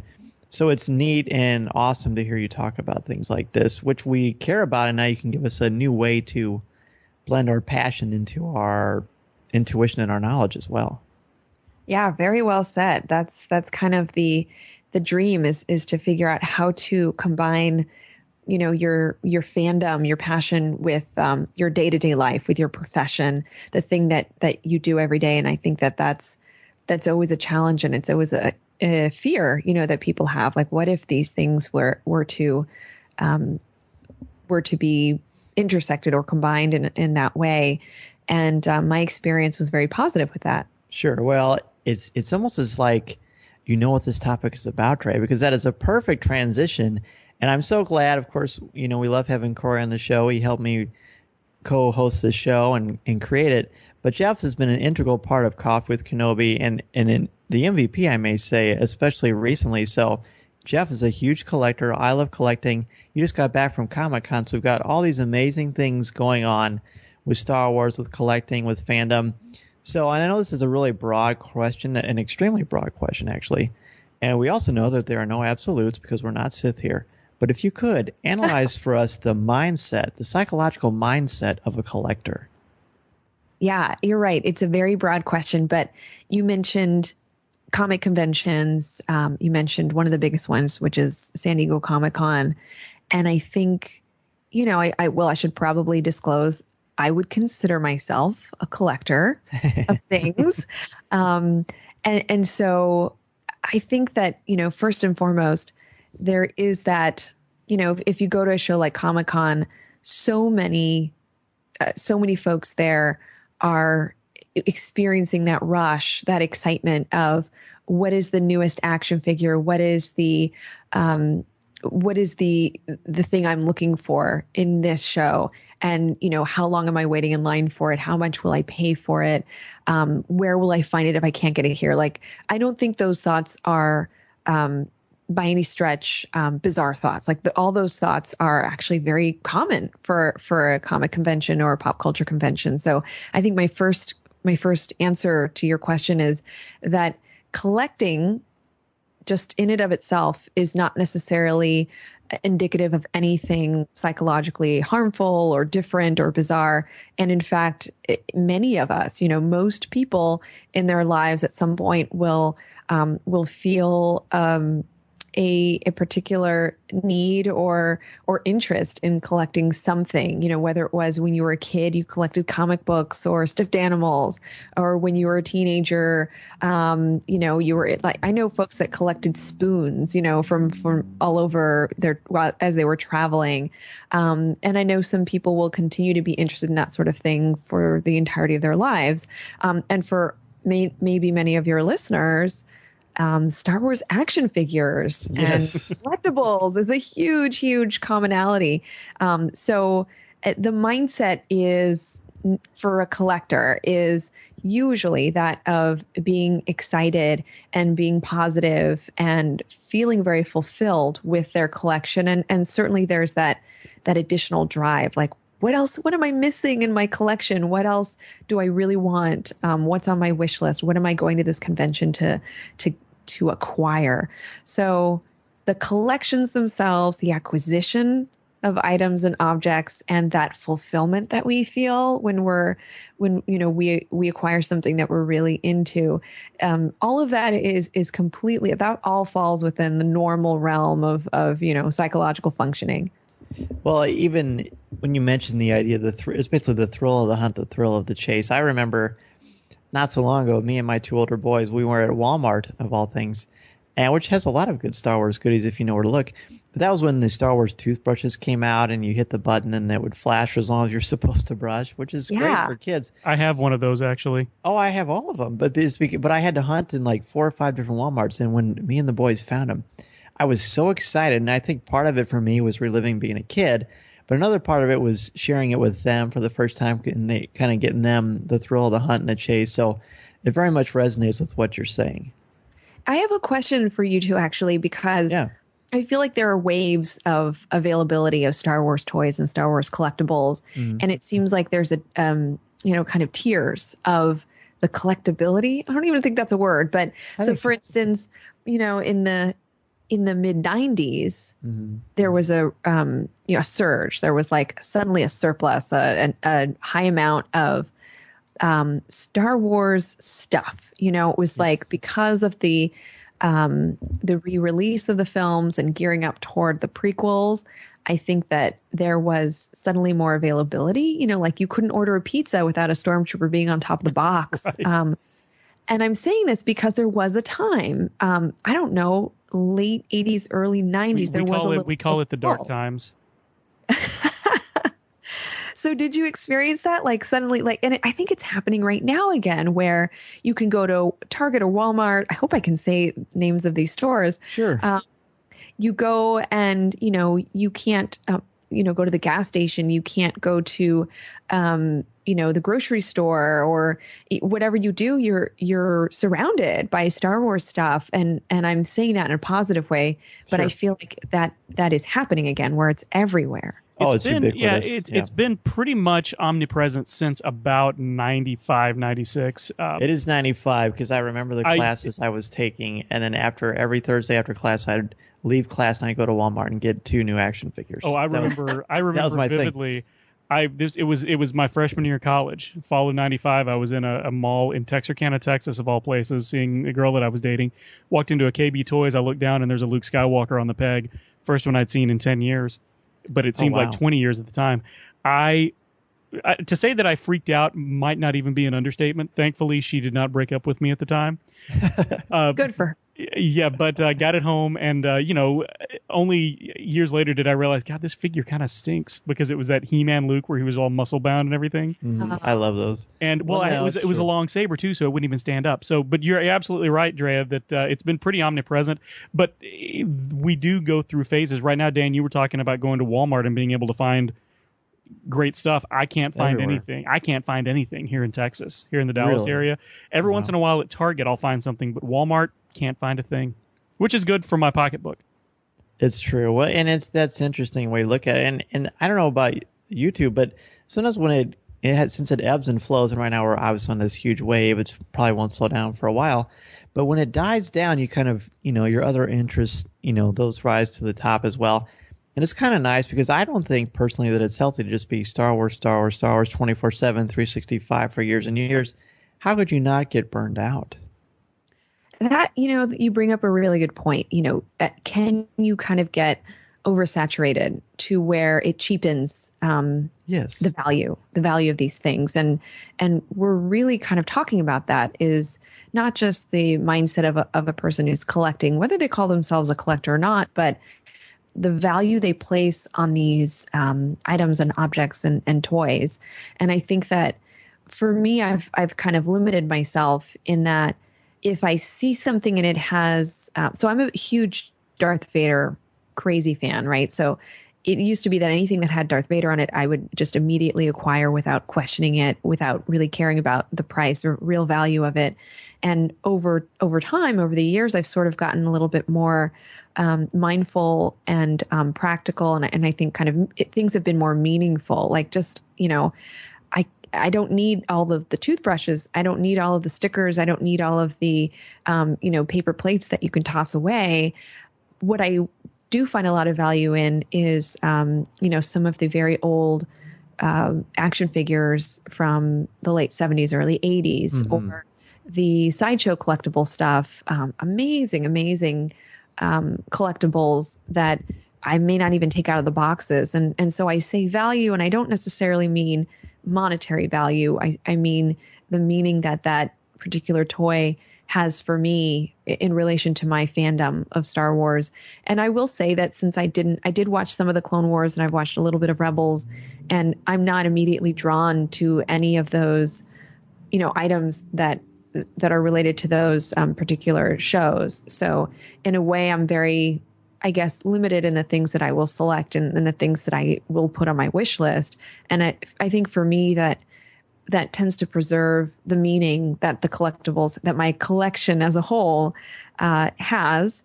And it's not to say that for folks who want to acquire quantity over quality so much, like for a lot of people that I know personally, they acquire anything that has Star Wars on it, whether it's about, A New Hope or the TV show animated series, or, even some of the upcoming films that basically it is a black and white, all or nothing kind of thing. And it really is about surrounding themselves with their fandom. And that speaks to kind of what for some people may be completely healthy. And I think for other people, it may drive them toward something that's a little bit more maladaptive, where their collecting turns into something like hoarding. Well, Andrea, that brings me to a question I had for you. I have said on several occasions on Coffee with Kenobi before and on several of my other podcasts, I've likened the mind of a collector, and that you were talking about the thrill of the chase and all of that, that impetus to collect, I've likened it to a low-level addiction. And do you think that there's something to that? Is it, and which brings into question, do we then start to experience the law of diminishing returns? How does the mind of a collector relate to the mind of an addict? And I understand that not all collectors are created equal, but in particular, someone like a person like you were talking about, who just has to have everything that's on the shelf. Yeah, I think certainly when you say the addiction piece, that speaks to me in the same way that, we would say someone who drinks a lot of coffee might be addicted. Would they be able to stop if it was interfering with their physical health, mental health, social functioning, relationships, and they continue to do it nonetheless, then yeah, it would start to lead into it being a problem. Certainly there's gray area there, right? So for some people who, I should probably first say, for some people who collect, an extremely large amount of whether it's Star Wars or anything else, any other kind of fandom, and find that fulfilling and positive, and it doesn't interfere with their lifestyle in any way, then we wouldn't say that they necessarily have a problem. One might say like, heck, that's a lot of stuff. Right. That's a little abnormal. And you could even say, well, and it's also seems very addictive. Someone is spending a lot of money on it. They're into the thrill of the chase. But for the most part, they find it very fulfilling and satisfying, and they have a lot of enjoyment in life. Then we really wouldn't say there's anything wrong with that. We wouldn't consider that maladaptive. The flip side of that coin, of course, is if that person is experiencing a lot of distress, and you might wonder, like, well, why would doing something that they love cause a lot of distress? And that would be from the feelings of incredible anxiety and sadness and depression, and overall distress related to the inability to have the things that they want to have because it's still on their list. Like, I need to acquire, I need to that makes this, that, and the sense. other. Right. And then we're talking a little bit about the thrill of the chase or acquiring things, but what about the ability to be fulfilled and satisfied with what we have? So for a person who is, kind of looking upon the things that they have, and rather than feel fulfilled and enjoy, they actually feel distress. Like, oh, I would never be able to part with any of this. What if something terrible happened? What if something happened to my things and I wasn't here? What if someone moved my things and I wasn't here? So then we're kind of leading toward symptoms that are more in alignment with someone who has a hoarding problem. And there is actually a diagnosis. Like Gollum. Yeah, it's that just sort of like tremendous anxiety over an object. And, I know that there have been TV shows and some stuff in the media that has taken this idea and really exploited it. But there is a disorder called hoarding disorder, and it has a lot to do with somebody's inability to discard the things that they have and the inability to really make decisions based on those things. So I'll give you an example. If for some reason a collection took over a home in the sense that the person wasn't able to go into their kitchen and cook a meal for themselves, or a family member didn't have a room to sleep in because, like, imagine if your son didn't have a room to sleep in because you wanted to put all your Star Wars collectibles in that room, and your child didn't have a proper place to sleep. Those are the kinds of things we would look to and think like, okay, this is starting to become an issue.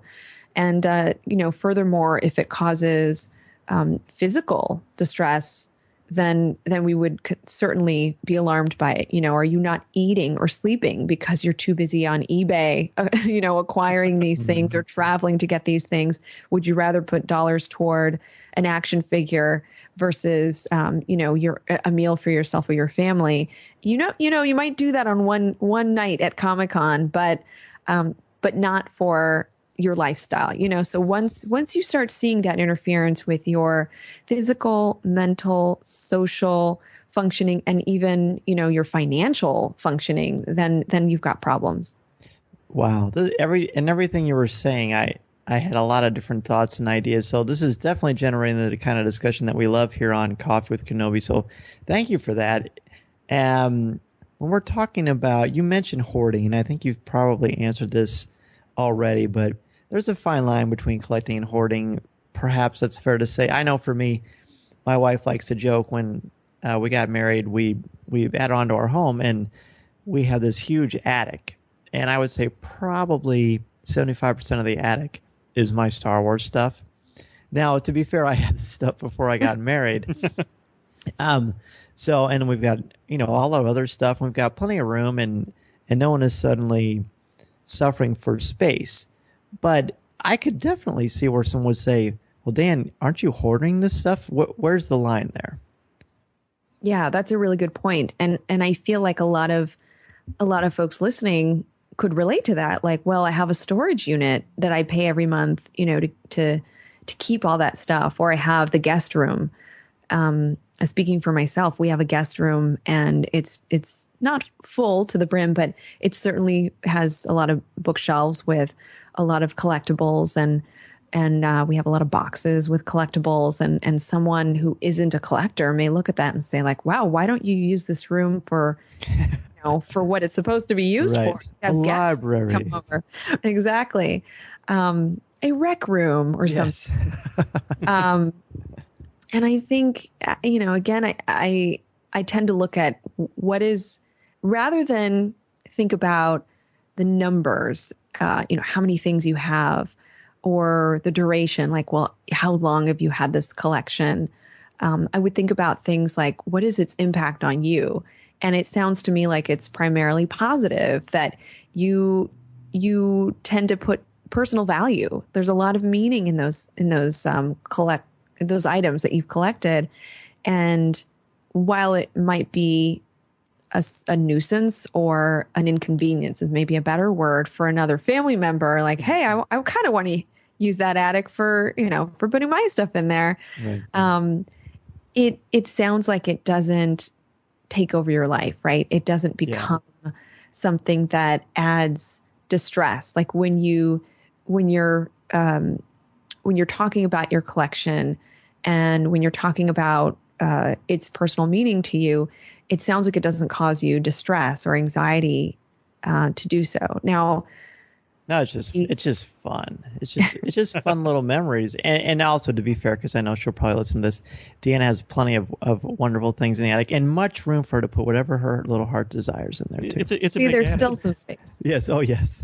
Well, and it's funny that you said that, Drea, about having a sentimental attachment to things, because that's I write a blog for Coffee with Kenobi, a monthly blog called The Caffeinated Collector, and most of the topics that I deal with are stories from my own collecting adventures and misadventures. And the one thing that I've sort of started honing in on and zeroing in on is only having things in my collection that I have a story to go along with. Mm-hmm. Either the story of how I obtained it, or who it came from, or what it means to me. And I think that not only does it help me keep my collection sort of at bay at a manageable sum total, but it also just makes it more interesting to me, because I can look at my shelf, and instead of seeing a bunch of objects, I see a lot of memories. Yeah. And which is neat. Yeah. And that, you were talking about it, someone who is sort of obsessive as a collector. And, I think most collectors have a little bit of that OCD gene. And I think that is what makes us, I say us, successful in other areas of our life. But is there something in the makeup of a person that is sort of an obsessive collector, that person who has to have every single thing on the shelf, whether it means something to them or not, and someone who is really just a casual collector, or someone who just, like yourself, who just sort of focuses on one character? Is there something in the makeup of that person, of those two people, that differentiates them psychologically, or is it just different from person to person? Yeah, I'm glad you bring up that there could be these differences, and the frank answer is that when it comes to the clinical problem of hoarding, whether it's Star Wars or something else. I mean, I've worked with a lot of patients who are challenged with hoarding disorder and OCD, and the types of things that somebody might collect within that mindset really range. It's surprising. So I will say that there certainly are, there is a lot of research out there that shows that for that group of people who are, living with hoarding disorder and who are in a lot of distress, as we talked about, related to that, there are neurobiological differences in their brain functioning. And although it's not exactly clear, like there hasn't necessarily been an exact genetic profile that has been identified or discovered, there's a lot of neuroimaging brain scan studies that do show, like, okay, folks with this really disabling type of hoarding problem again, the folks that have difficulty, functioning in the sense of their homes are filled with objects. Their family members are really worried about them. They are worried about themselves, but they can't necessarily let go. They cannot discard. That's kind of the cornerstone of the disorder. They have the inability to discard things. Yes, there has been evidence to show that there are some brain differences, and those brain differences actually will lead to an understanding that it's really about the decision making, this cognitive processing that happens with those folks where, you and I could sit here and be like, well, this newspaper is from the 80s. I don't need this. I don't have there's no value to this. I see no point in saving this. I'll toss it in the trash. Somebody else might look at that with, in the group that I'm referring to and say, I don't know, there may be some value to this. I have a lot of distress discarding this. I'm going to save it. So that sort of answer, I guess that gets to the idea that for folks who are suffering with this, yes, there have been some discoveries in the science to show that that decision-making process, that executive functioning, those cognitive abilities are deficits for folks like that. And that explains why they simply can't, quote unquote, just throw something away when the rest of us could. But I agree that there's this middle ground too. Like, what about folks that may not feel that distress, but are huge collectors and seem to just, acquire one thing after another, as soon as those things are made available, and will spend a lot of money to get there. And that is more of a gray area, That is where Jeff resides when left unchecked. Right. And I'd be careful to say, well, they're perfectly fine. I don't know. I think it's case by case. And as someone who is, friends with and colleagues with a lot of people who do have the tendency to collect a lot of things and to consider themselves collectors, I do think that it can be extreme. And I think that almost that lifestyle of being extreme, like being an extreme collector, I think that's kind of a high for them. Yes, I could see that. And it's very, very much that mindset. There's that popular phrase, all things in moderation. You can peak out in certain areas and really have certain, like when Force Friday rolls around in September and they release the Force Awakens figures, I'm going to run out and get them. Now, if I don't have enough money for that and I need to put money towards something that takes care of my family, then the choice is clear. Right. But what we were saying is so true, and I think we've all walked in certain circles where we've seen evidence of that. I'd like to transition a little bit to the sort of got to get them all mindset.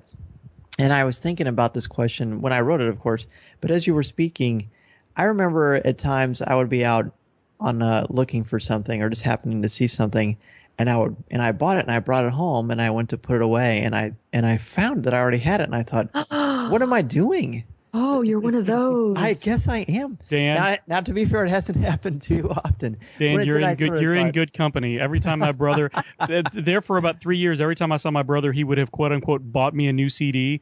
Yeah. And what really happened is he had several thousand CDs and he would buy one and not realizing he already had it. So instead of returning it, it was, I'll just give it to my brother. Well, so you're in good company there. Well, thank you. And to be fair, I mean, it was something like, I bought Chewbacca and I came home and it was like the 8th Chewbacca I had because this one has earmuffs and this one comes with a rifle. And so you weren't buying the exact same Chewbacca. Oh. No, well, not realizing it. You're buying. But I still thought I gotta cut the cord here a little bit and just sort of refocus. But the gotta get them all mindset is very real. I think the new top Star Wars trading app has helped perpetuate this a little bit. What are your thoughts on that idea?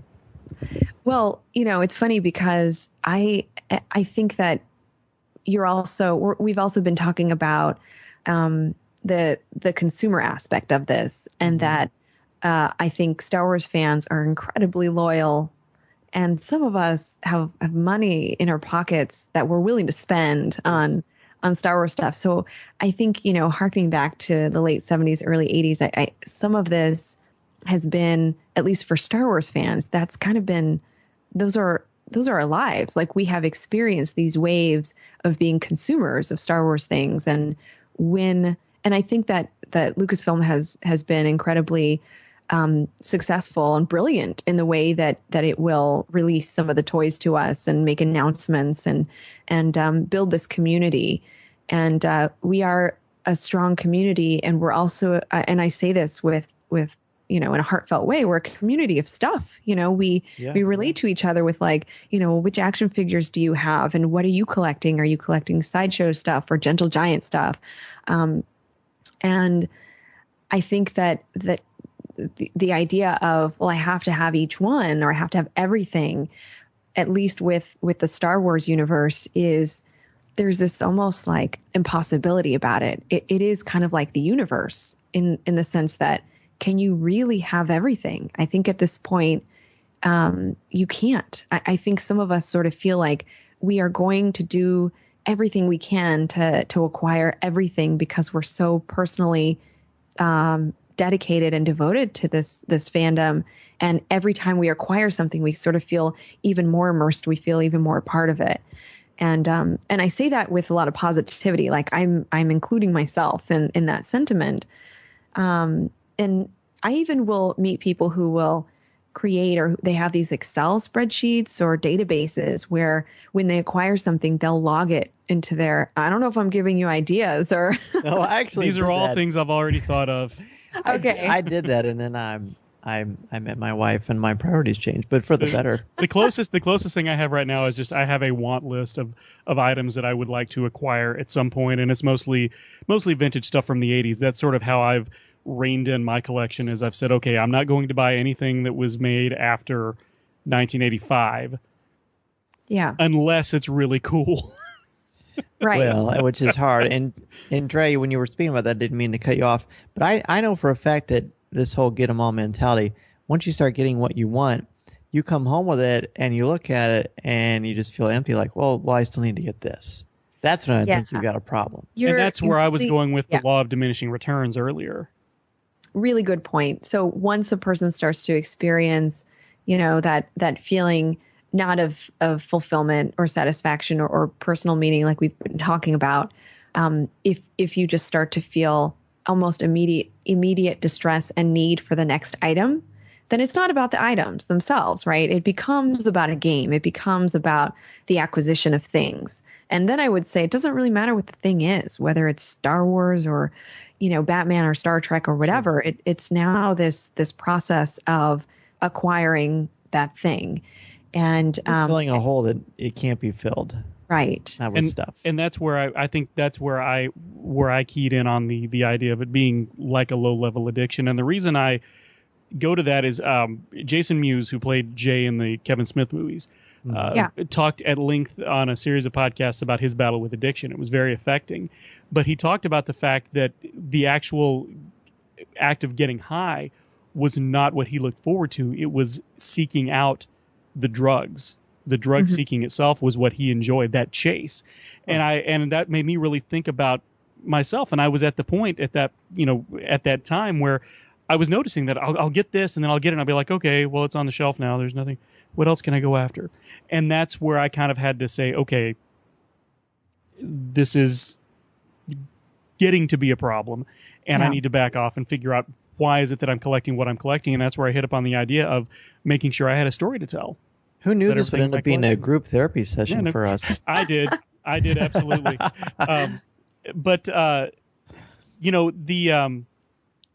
Is there some? I have two questions for you. The first is there something to be said for holding off on getting everything that's on your list?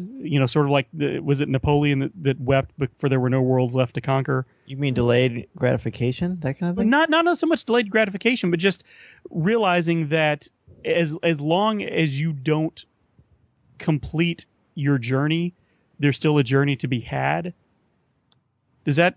It makes sense. Yeah, like sense? What is your next goal? What is you don't want to be Captain Ahab looking for the white whale because there's no satisfaction, there's no payoff, and it's fruitless. Yeah, and I think that kind of gets at the root at what it is that's fulfilling to you. Is it having the items? And for some people, it's not necessarily having the items. It's relating to the items because they're full of meaning and memories. Most of us, I mean, I'll admit, for most of us, we look at those action figures and those are memories for us. Yes, exactly. And I would agree that if there could be an end point, like let's say there is this, master checklist and you checked everything off of that list, or you have your own personal checklist and you've acquired everything, is there really fulfillment? Like, do you really feel this enjoyment about that? And I think it depends on the type of collector, and I think it depends on the mindset of each collector. But my guess is that it's not so much about, checking everything off or having everything as it is the journey getting there and the feelings you have when you're acquiring the things that we're collecting. And I think for Star Wars in particular, a lot of it has to do with the community. When we go to, when I was at Celebration, for instance, of course, we were just surrounded by all of these action figures and toys and collectibles. As soon as I saw that toaster that could make the Vader toast. Oh, yeah. It's like, I kind of knew that existed. I didn't know you could buy it. But once I saw it, I was like, I need to own this. Everyone in my life is going to see this and tell me I need to own it. And I have this urge. I don't care how much it is. I need to own this toaster. Now, ultimately, I didn't buy it. And I think it has to do with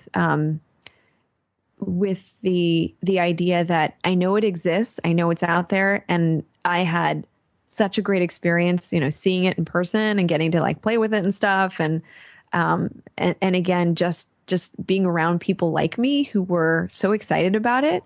And I think that's what a lot of the excitement is being around people, fans in the community and, having that experience together. There's an action figure and there's one of 50 of these. Who got that one? Who was able to get that one? Or can we trade? Or, oh man, you got it. I feel happy for you.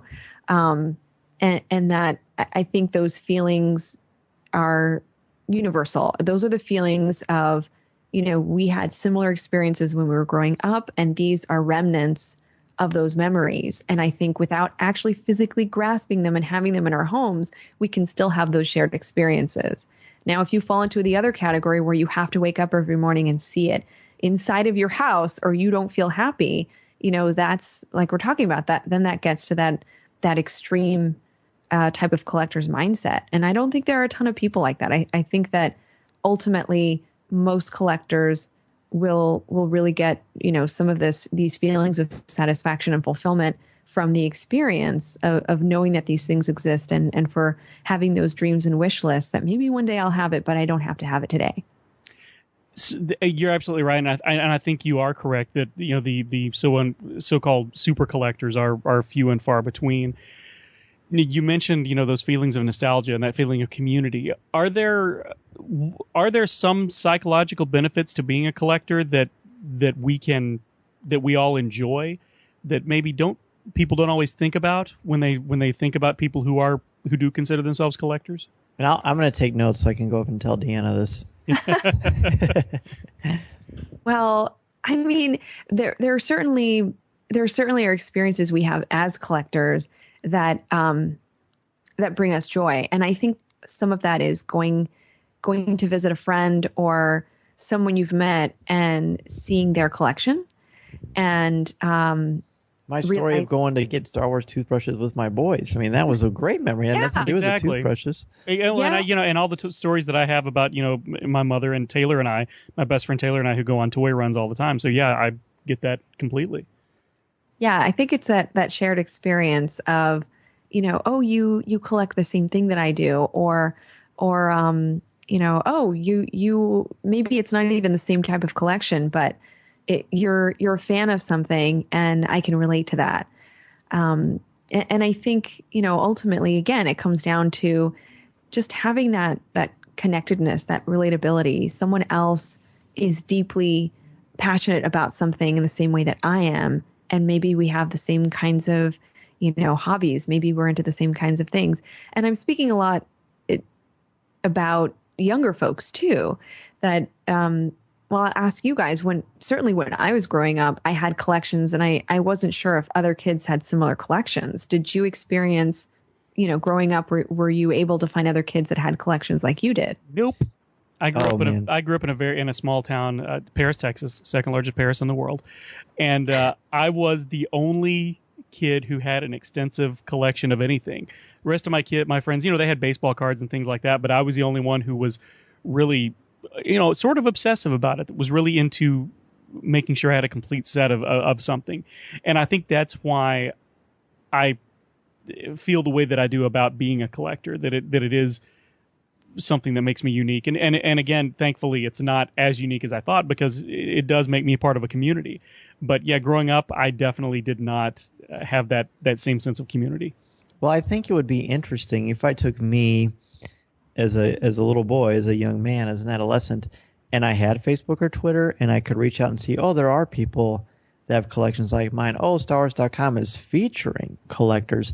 I didn't have that, but I will say that a lot of my friends had collections, and interestingly, some of my strongest memories of adapting when I would change to a new school would be because someone that I met had a Return of the Jedi notebook, or someone had brought in a Gamorrean guard one day, and so I felt that instant kinship with that person. Yeah. Now, to be fair, it was the same as if somebody wore a Chicago Cubs baseball hat. You know what I mean? It was just one of those things that hit those right notes for me. But interestingly enough, and this is probably more about going through puberty than anything, when I was a freshman, I was buying an action figure, and I saw a girl from my school, and I about jumped, out of the mall. I was so worried that she would see me buying an action figure, which, of course, nowadays when I teach my students, that's not a big deal at all. But at that time, right. Boys will, being a teenager is tough. So what happened? With that figure? I bought it. I was going to say with that girl. Oh, nothing. She just ignored me, which was fine. I love you got the figure anyway. I did. I still have it, actually. Well, now you have a great story about it. See, there you go. And now millions of people can listen and enjoy. Yeah, I think, when I was growing up, I had friends, but we didn't really have the same types of collections. And I do remember, when I became, you guys know Amy Ratcliffe, who writes for StarWars.com. Yeah, she's on a bunch of times. When we had become friends and she moved to LA, one of the first things that we kind of bonded over was our Star Wars action figure collections and kind of, going to each other's houses and checking out, like, what do you have? What are you looking for? What's out there right now? And it becomes this wonderful kind of platform to just start to bond over and to build a friendship on. And, and so I think, yeah, of course, to answer your question, there's a lot of positive stuff that can happen interpersonally and socially when it comes to collectibles. And I think that the question you have is really important, because I think there's this assumption that a collector is like the comic book guy from The Simpsons. Yeah, someone who's kind of isolated and who has no friends, the loner. And from my experience, Star Wars collectors are very involved with each other and have a lot of communication, whether over social media or in person. And that's a huge part. Again, that's a huge part of the community. But so it's almost a requirement, really. If you're going to collect anything, it's almost a requirement to have those connections. Right. Yeah. So I think there can be a lot of positive aspects about the collection. And now that we've had Star Wars for so long, that intergenerational bonding that can happen is, as you know, Dan, it's incredibly educational and can be very inspiring for young folks. Oh, very, very, very much so. And just showing that, there are commonalities. We have a lot of things that make us different, but they have a lot of things also that unite us to one another. And just start conversations.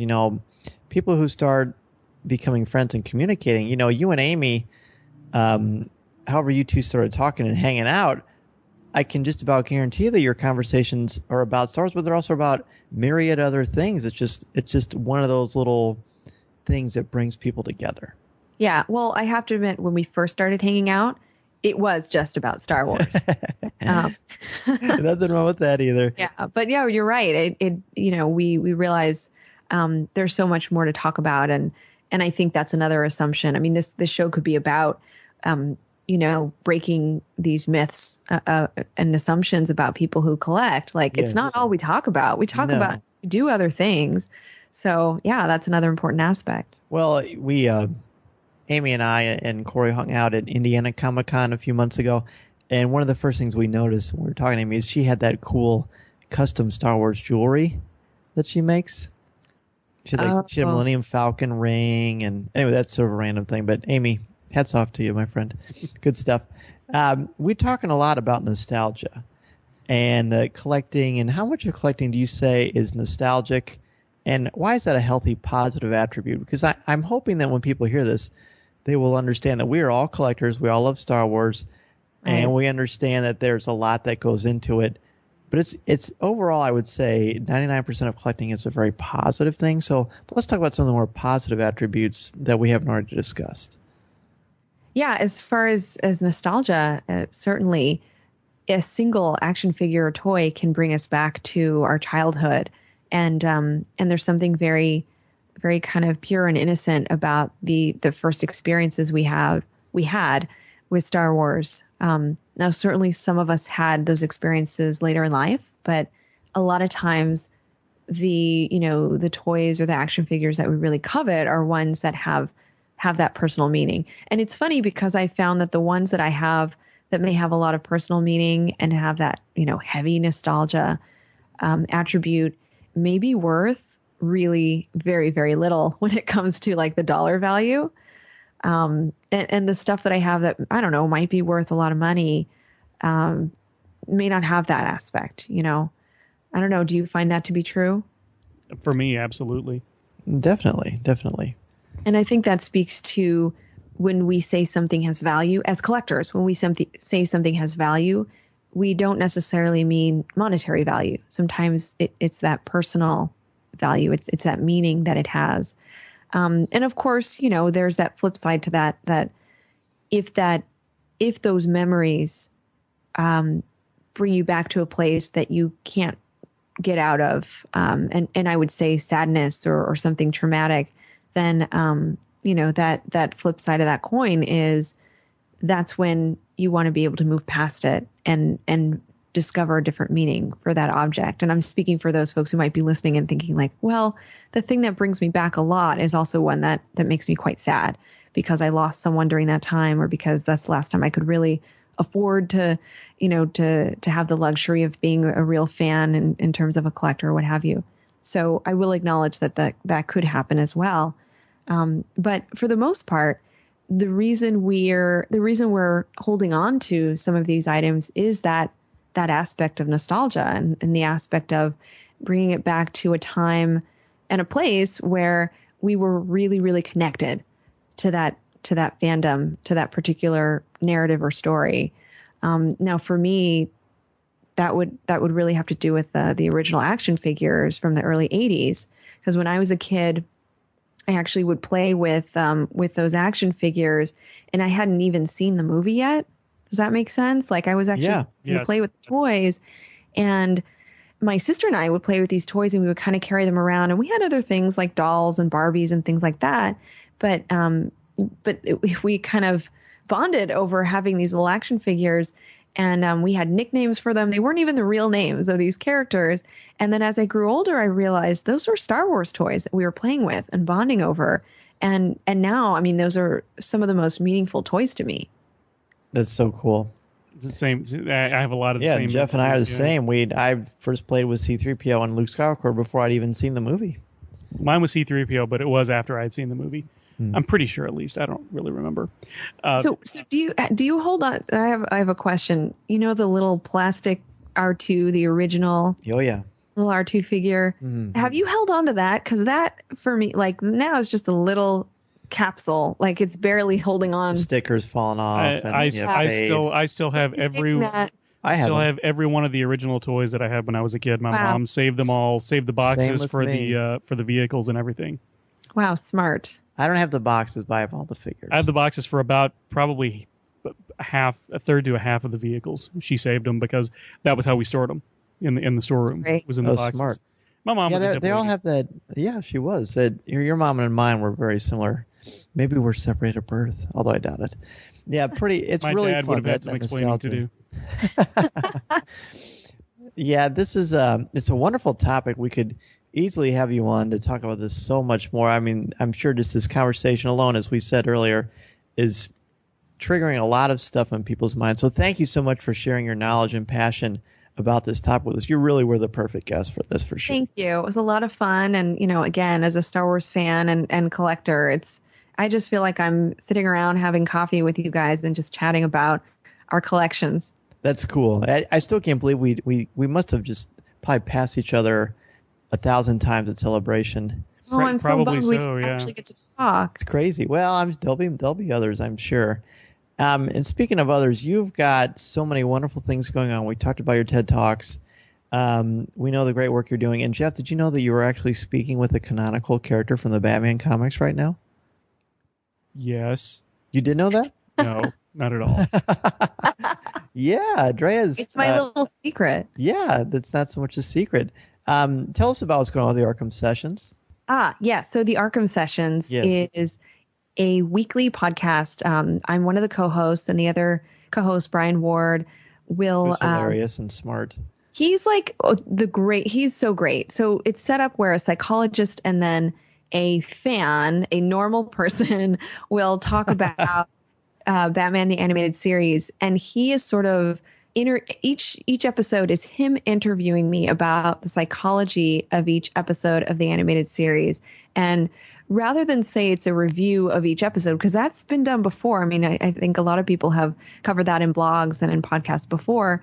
This is about the psychological science of each episode in kind of a discussion format where we talk about anything from psychological disorders to memory, to sleep dysfunction, to head trauma, to medical issues, hypnosis. One of my most recent favorite episodes was about the psychology of magic, because Zatanna was one of the was in one of the episodes. So we talked about what happens in the brain when we see a magic trick and we're wowed by it. Like you have that moment of, okay, I see something, and then suddenly my brain can't register what my eyes just saw because that was impossible. There's actually a lot of science behind that process. And so that's an example of where we'll take a character like Zatanna from the animated series and we'll talk about the psychological science of magic. I'm glad the podcast is free so I don't have to say, shut up and take my money. That sounds fascinating. That sounds endlessly fascinating. Oh, Jeff, this is, I mean, like I said, and I wasn't just saying it, not like Warner Brothers is paying me, but that is the greatest animated show. I remember, speaking of psychology, I remember after seeing Batman Returns being so depressed. And then the first episode of Batman the Animated Series came on and I instantly felt better.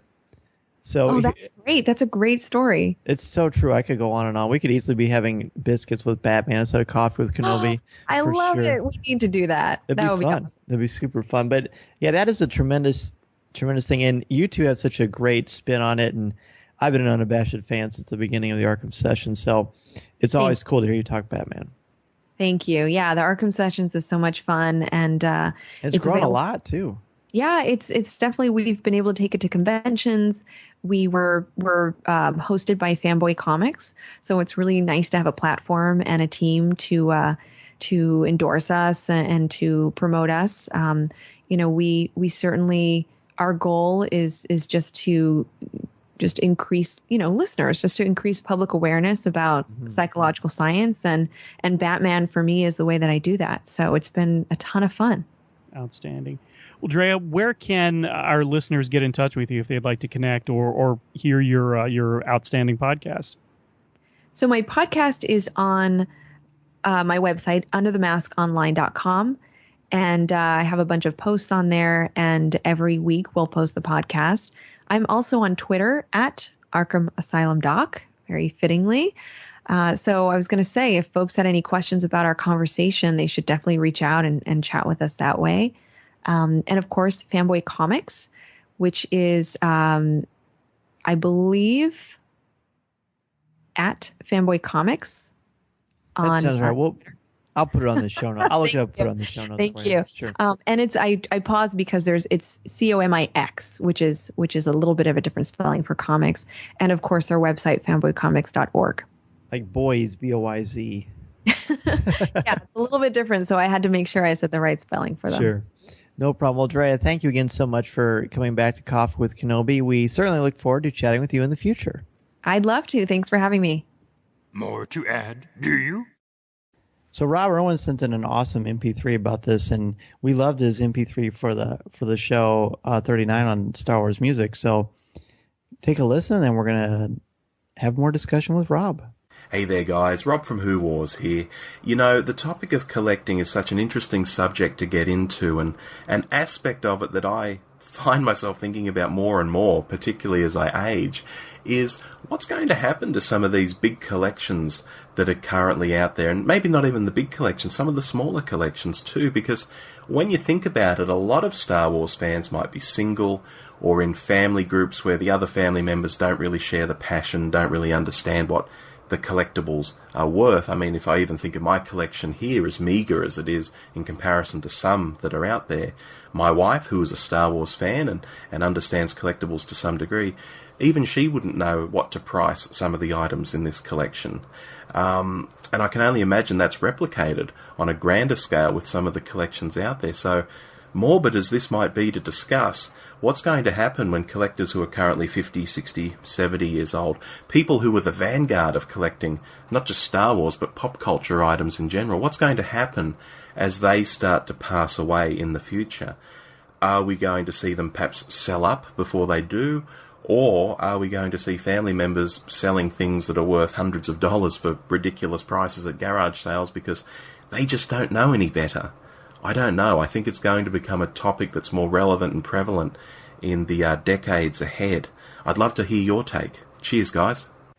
First off, let me say, Rob, you have the greatest accent on the planet. Right? He totally does. Really does. And this is actually a topic that I've been thinking about a lot lately.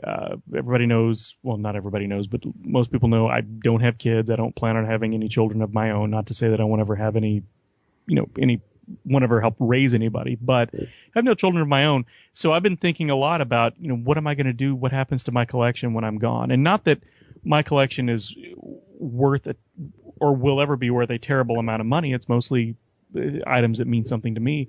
But you've got a great collection. I do, but it's not, it's not a super collection or anything like that. You're a tremendous slouch. Thank you. Thank you, Ty. But I was talking, my best friend Taylor just had a baby boy named Elijah, and Taylor's plan is to get him a set of the original 12 Star Wars figures of his very own. And I was talking to a friend of mine the other day, and I said, you know what, I'm thinking maybe I'm just going to start bequeathing when Elijah, his son, gets old enough. I'm going to start bequeathing some of my toys to him. When he gets old enough to A, appreciate them, B, play with them, and C, some of them maybe when he gets old enough to take care of them. Because I think the phrase that I used was, because what else am I going to do with them?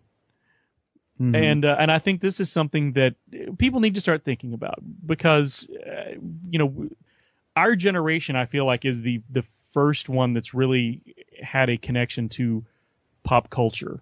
I feel like maybe my brother's generation. He's several years older than me. I mean, baby boomers will probably disagree with you. Well, maybe, but you don't see a baby boomer with. Well, I suppose, yeah, they just had their own set of things to collect. The Beatles or Matchbox Cars or. But a lot of that stuff they've already have already done away with, or things like that. Who knows? But it is something that every collector needs to start thinking about. Have you given any thought? I'm assuming you're going to pass yours on to your kids. Oh, absolutely. In fact, I was actually thinking about this recently. I was looking at a lot of the stuff that I have, and I thought, what's going to happen to this stuff someday? Rob's email was so poignant or MP3 was so poignant because I thought, what if somebody tries to sell it and they don't sell it to a good home? I was sort of having an Andy from Toy Story moment, which I think was one of the reasons why Toy Story 3 was so powerful too. I bawled my eyes out. Oh, I did too. In fact, when it was over, I had to sit there and compose myself.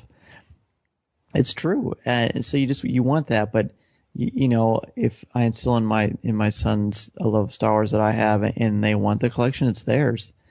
But other than that, you know, I guess if it was to be sold, you'd hope it would go towards something important, like, you know, college or a house payment, or not just waste it on like cheeseburgers or something horrible. Hey. Not your Star Wars collection. Like when I the only thing that no, made just me feel the okay thought with, of anything being wasted on a cheeseburger.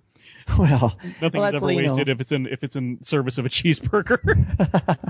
Well, it is if it's your Star Wars collection. When I pulled the trigger on the Lenovo Stormtrooper armor, I sold some Star Wars stuff, and I had the money in my hands. I'm like, you know, it was so hard to get some of this stuff and collect it. If I'm going to earn money for this, I'm going to put it back towards the collection. Right. Which is what I did.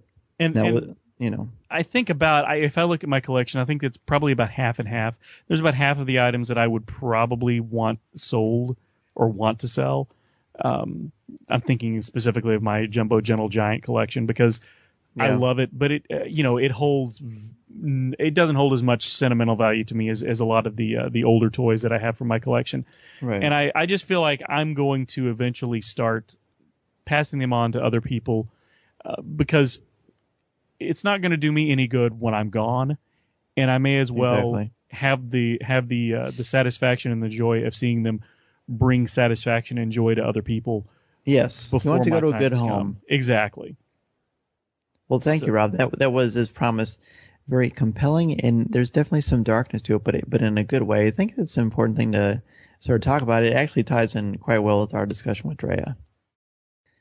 Our topic for show number 41 is the current state of canon in Star Wars. After almost 2 years of new canonical Star Wars, how is storytelling faring in Star Wars?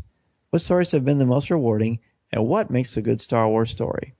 Are there any out there that need to be told? What will be better left ambiguous? Joining us on this topic will be the Full of Sith team. Join us for part 2 of this epic crossover. We'll have part 1 on their show, and then join us here for part 2. In 300 words or less, be sure to send us an email or an MP3 with your thoughts, comments, questions, and opinions to feedback@coffeewithkenobi.com. I like the sound of that.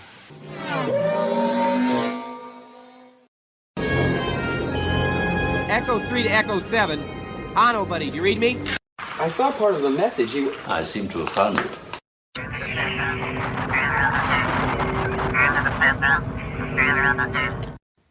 Our first email comes from Catherine, and she writes, "Hi, Dan and Corey.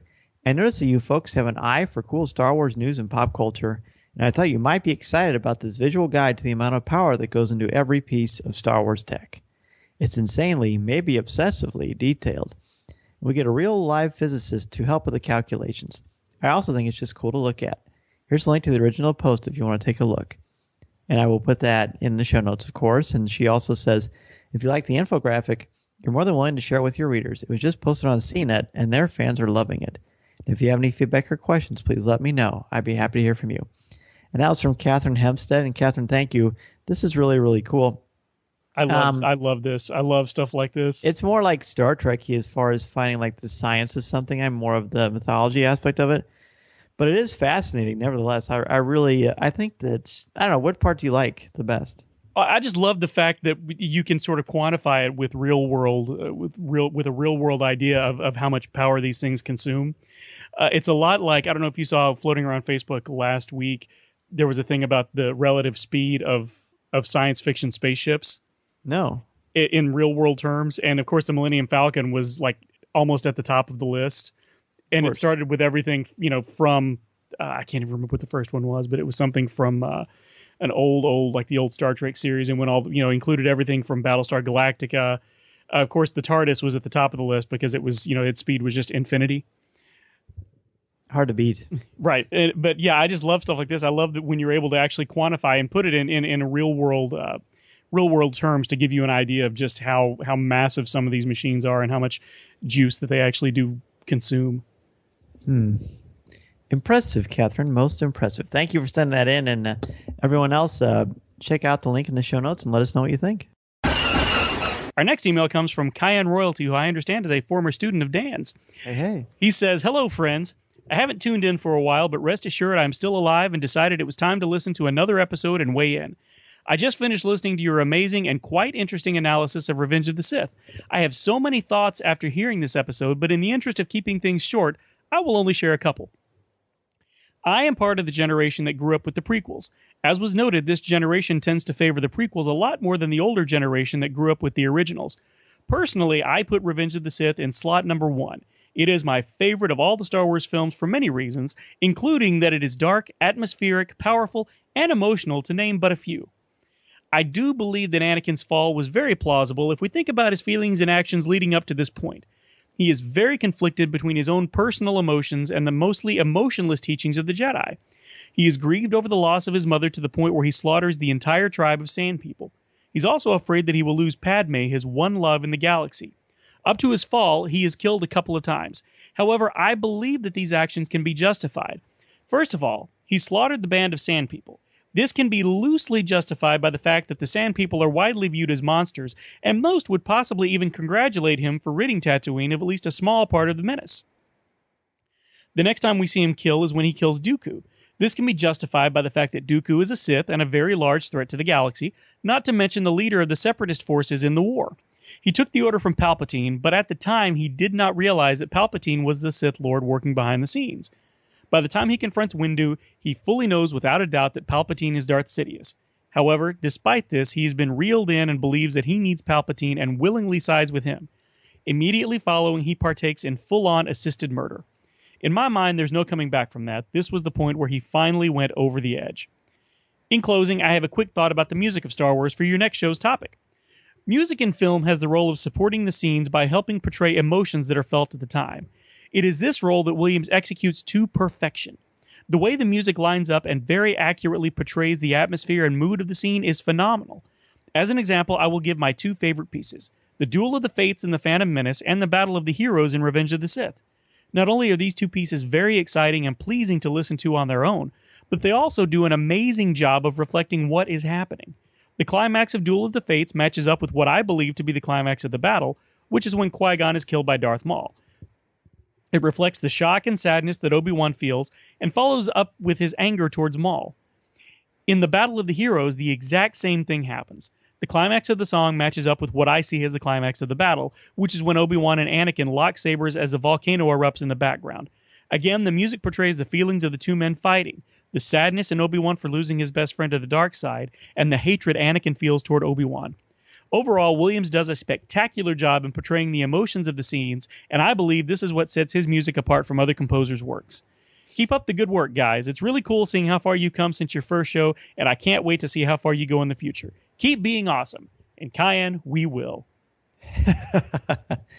Kyan, thank you, Ed. Kyan was on our show, Jeff, way back in the beginning. He was on the show where we talked about the expanded universe. This was before it became Legends or even knew that was going to happen. So it's cool to hear from you, Kyan. I'm glad you're still in the Star Wars, which I knew you would be. And I like your thoughts about Revenge of the Sith. Very much mirrors what you and I and Scott talked about. Yes, he makes some very good points there, and I do have to agree with a couple of them. And it's funny just how I realize how little connection I do have to the prequels, because Duel of the Fates I know, from the moment you say it, I can hear the music in my head. Mm-hmm. But the Battle of the Heroes, I'm going to have to go back and listen to really hear again, because when I'm watching that battle, I'm so caught up in the visuals. The music is not. I don't even remember hearing it. You know what? I can't even carry a tune even with my iPhone in my hands. But it's just that you recognize when you hear it's like that da da da da da da da da, and then it's da da da da da da. You know what I'm talking about? I have no idea, but I want you to keep singing because that's nice. That's bad, isn't it? Oh well, I don't care. I have other talents in other areas, so it's a wonderful piece of music. It's I would say, I don't know if it's better than Duel of the Fates, but it's as good. Duel of the Fates is it's some of it's Williams' right up there best with work. it's right up there with the Imperial March and the main fanfare to me.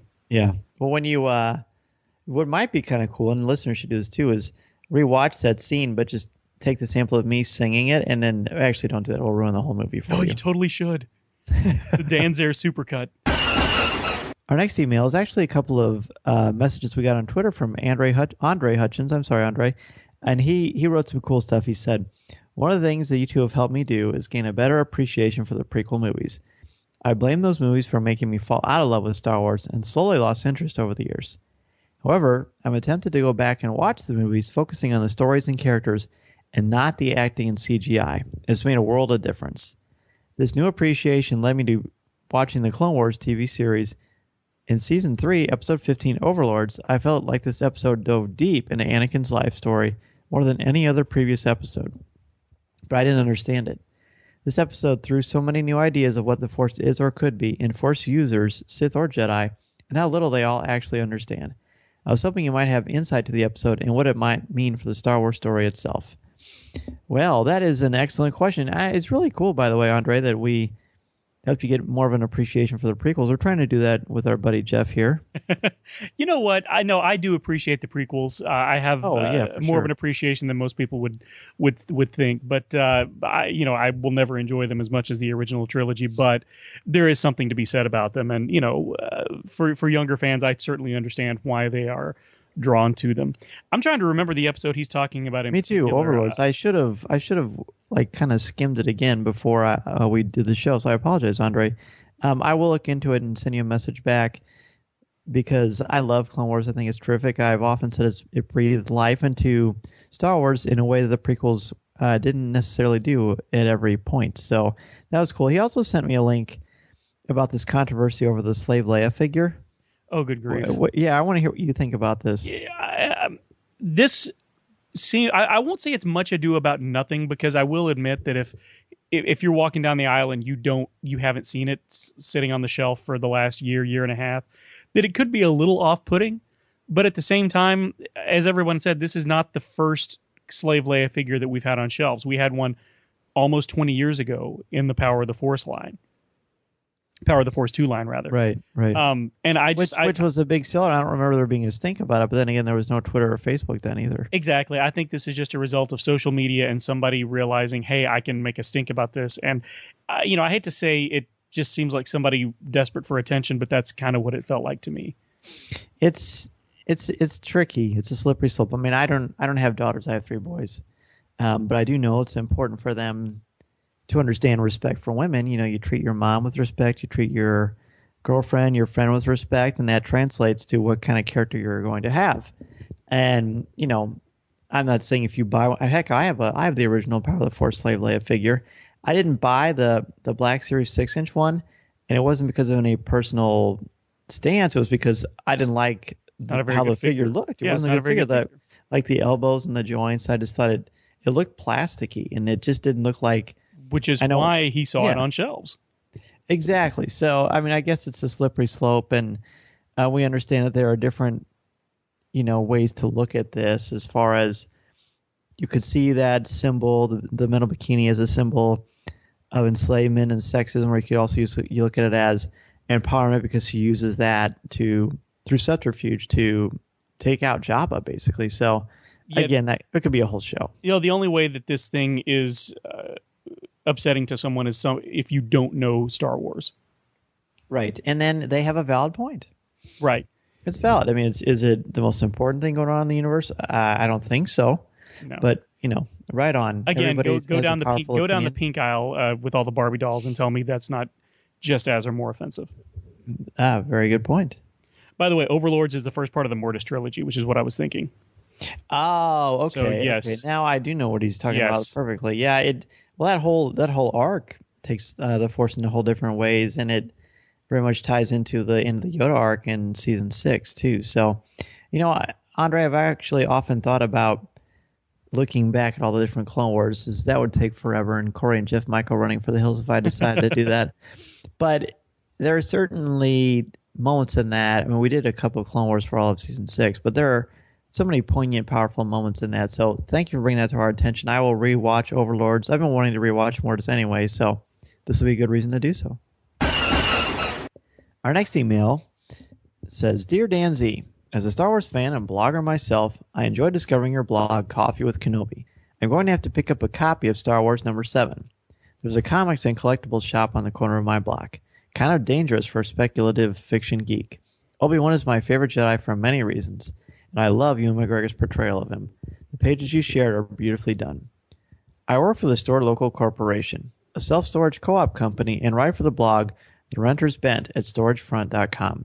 We like to get creative on The Renter's Bent, so since I'm a big sci-fi and fantasy buff, sometimes my articles blend self-storage with those genres. I have 2 such blogs up so far, and I think you'll really enjoy my post about how one might secure a self-storage business on Tatooine. I write these articles more to entertain than to get people to rent storage units, but of course, we hope that people enjoy the articles, then learn more about the company. My Facebook posts announcing the articles have received some great comments, plus many likes and shares. Since you run a popular Star Wars blog, I think you'd enjoy reading the Tatooine article. If you like it enough to link it and maybe mention it, that would be awesome. It's not often you read something about an everyday aspect of life in the Star Wars universe. Your readers might enjoy it too. Funny enough, I place it around the time of A New Hope. Please let me know if you share this and I'll find a way to share your blog as well. You can read my post, Protect Your Self-Storage Business Like a Hut, Self-Secure Storage on Tatooine here, and he has a link which we'll provide in the show notes. And this is from Jonathan Fessmeyer. He says, may the force be with you. And thank you, Jonathan. It sounds very engaging. It actually reminds me of the J. Peterman catalog. Yeah. You know, where Yes. it's got fiction, but it's also trying to tell you something or promote something cool. So this is fun. I love when we run into listeners and readers from our stuff. And this is, of course, the only reason this even happened was because of something that Matt Moore published about the new Star Wars, which, of course, you are no stranger to Mr. Matt Moore. Right, yeah, I've heard that name before. And I'm always a sucker for stuff like this, even something as mundane as how would the self-storage business work in the Star Wars universe. When I had Ryder Waldron on Bantha Banter, which was great. I'm sorry, Ryder Waldron DDS, I've committed to referring to him by his full title from now on. One of the things we talked about was dental hygiene, who had the best teeth in the galaxy far, far away. And I mentioned to him that on his podcast, Idiot's Array, I really hope that he's able to talk them into letting him do a Star Wars hygiene podcast at the end of each episode. I would love to have a segment about dental hygiene in the galaxy. I don't know why. Maybe I'm just enough of a nerd, but stuff like that is just hilarious and so interesting to me. So I look forward to taking a look at this blog. By the way, that was one of my my favorite episodes, and not just because I'm such a big Ryder fan anyway, but you guys have good chemistry together. Too. He's a good interview. He's a good guy, He's a cool and guy. I really enjoy his contributions to the Idiot's Array as well. So if anybody out there hasn't checked that out yet, please do yourself a favor and go check that out because it's a lot of fun as well. They've got some great information about keeping canon straight in the Star Wars universe. Which is very, very important. It would be great if maybe someday we'll get to be on their show. That'd be I fun. think so. I think he's already said he wants to have at least the three of us on separately. I don't know if he wants to try to get everybody on together, but oh man, I would feel bad. Nobody would get a word in edgewise. No kidding, especially nobody from their show. Speaking of getting a word in edgewise, our last email is very short and sweet from a listener, Fraser Robertson, and Fraser says, "Hi Dan and Corey and Jeff." I added that last part. With a new Star Wars film coming out in December, which has a sort of 1977 feeling, it's going to be great to see the original Big Three again on the big screen. I hope in the new trilogy of films we see some old and new faces. Brilliant podcast. Keep up the good work. And again, that's from Fraser Robertson. Fraser, thank you for writing in. I'm right there with you. I'm looking forward to seeing some of the old faces along with some of the new. And it looks like, based on what we've seen, they're all going to blend together just perfectly. Everybody looks like they're from the same universe, even if they are from different generations. Yeah, this is some of the brilliance of Star Wars. So the fact that Fraser brings this up is cool, and Fraser's a cool guy on Twitter as well, so be sure to follow him. But the interesting thing about what we've seen from Comic-Con, which we talked about earlier in our show, was just this chemistry that these three have, and the fact that it's been so long since they were together on screen, but just seeing them do public appearances together, it doesn't happen a heck of a lot. So it's pretty remarkable. This has all the makings of something that's going to be a magical cinematic experience. Chewie, get us out of here!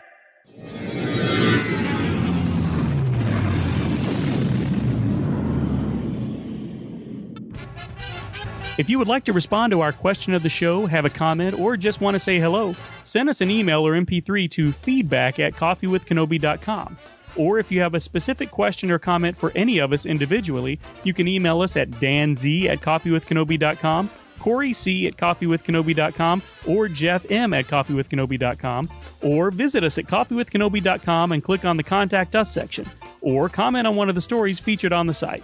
If you enjoy the show, please write a review in iTunes or Stitcher. You can also like the show on Facebook at facebook.com/coffeewithkenobi, as well as keep up to date at our Twitter feed at Coffee with Kenobi. There's no I in with. You can also find us on Tumblr at coffeewithkenobi.tumblr.com. If you enjoy the jazz music, the album is Eye to Eye by Steve Turok on iTunes. Give the evacuation code signal. That's it for show number 40 of Coffee with Kenobi.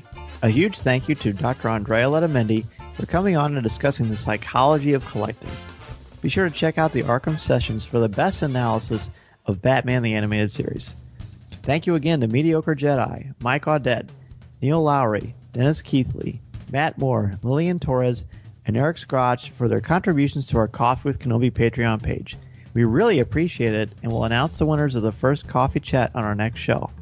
If you want to support Coffee with Kenobi's Patreon page, check us out through our website or through the show notes.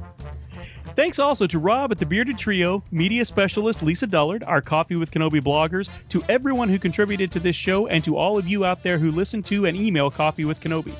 Don't forget to send us your comments and opinions on the topic for show number 41, the current state of Star Wars canon. This podcast is not endorsed by the Walt Disney Company or Lucasfilm Limited. It is intended for entertainment and informational purposes only. The official Star Wars website can be found at www.starwars.com. Star Wars, all names, sounds, and any other Star Wars-related items are registered trademarks and or copyrights of Disney and their respective trademark and copyright holders. All original content of this podcast is the intellectual property of Coffee with Kenobi unless otherwise indicated. This is the podcast you're looking for.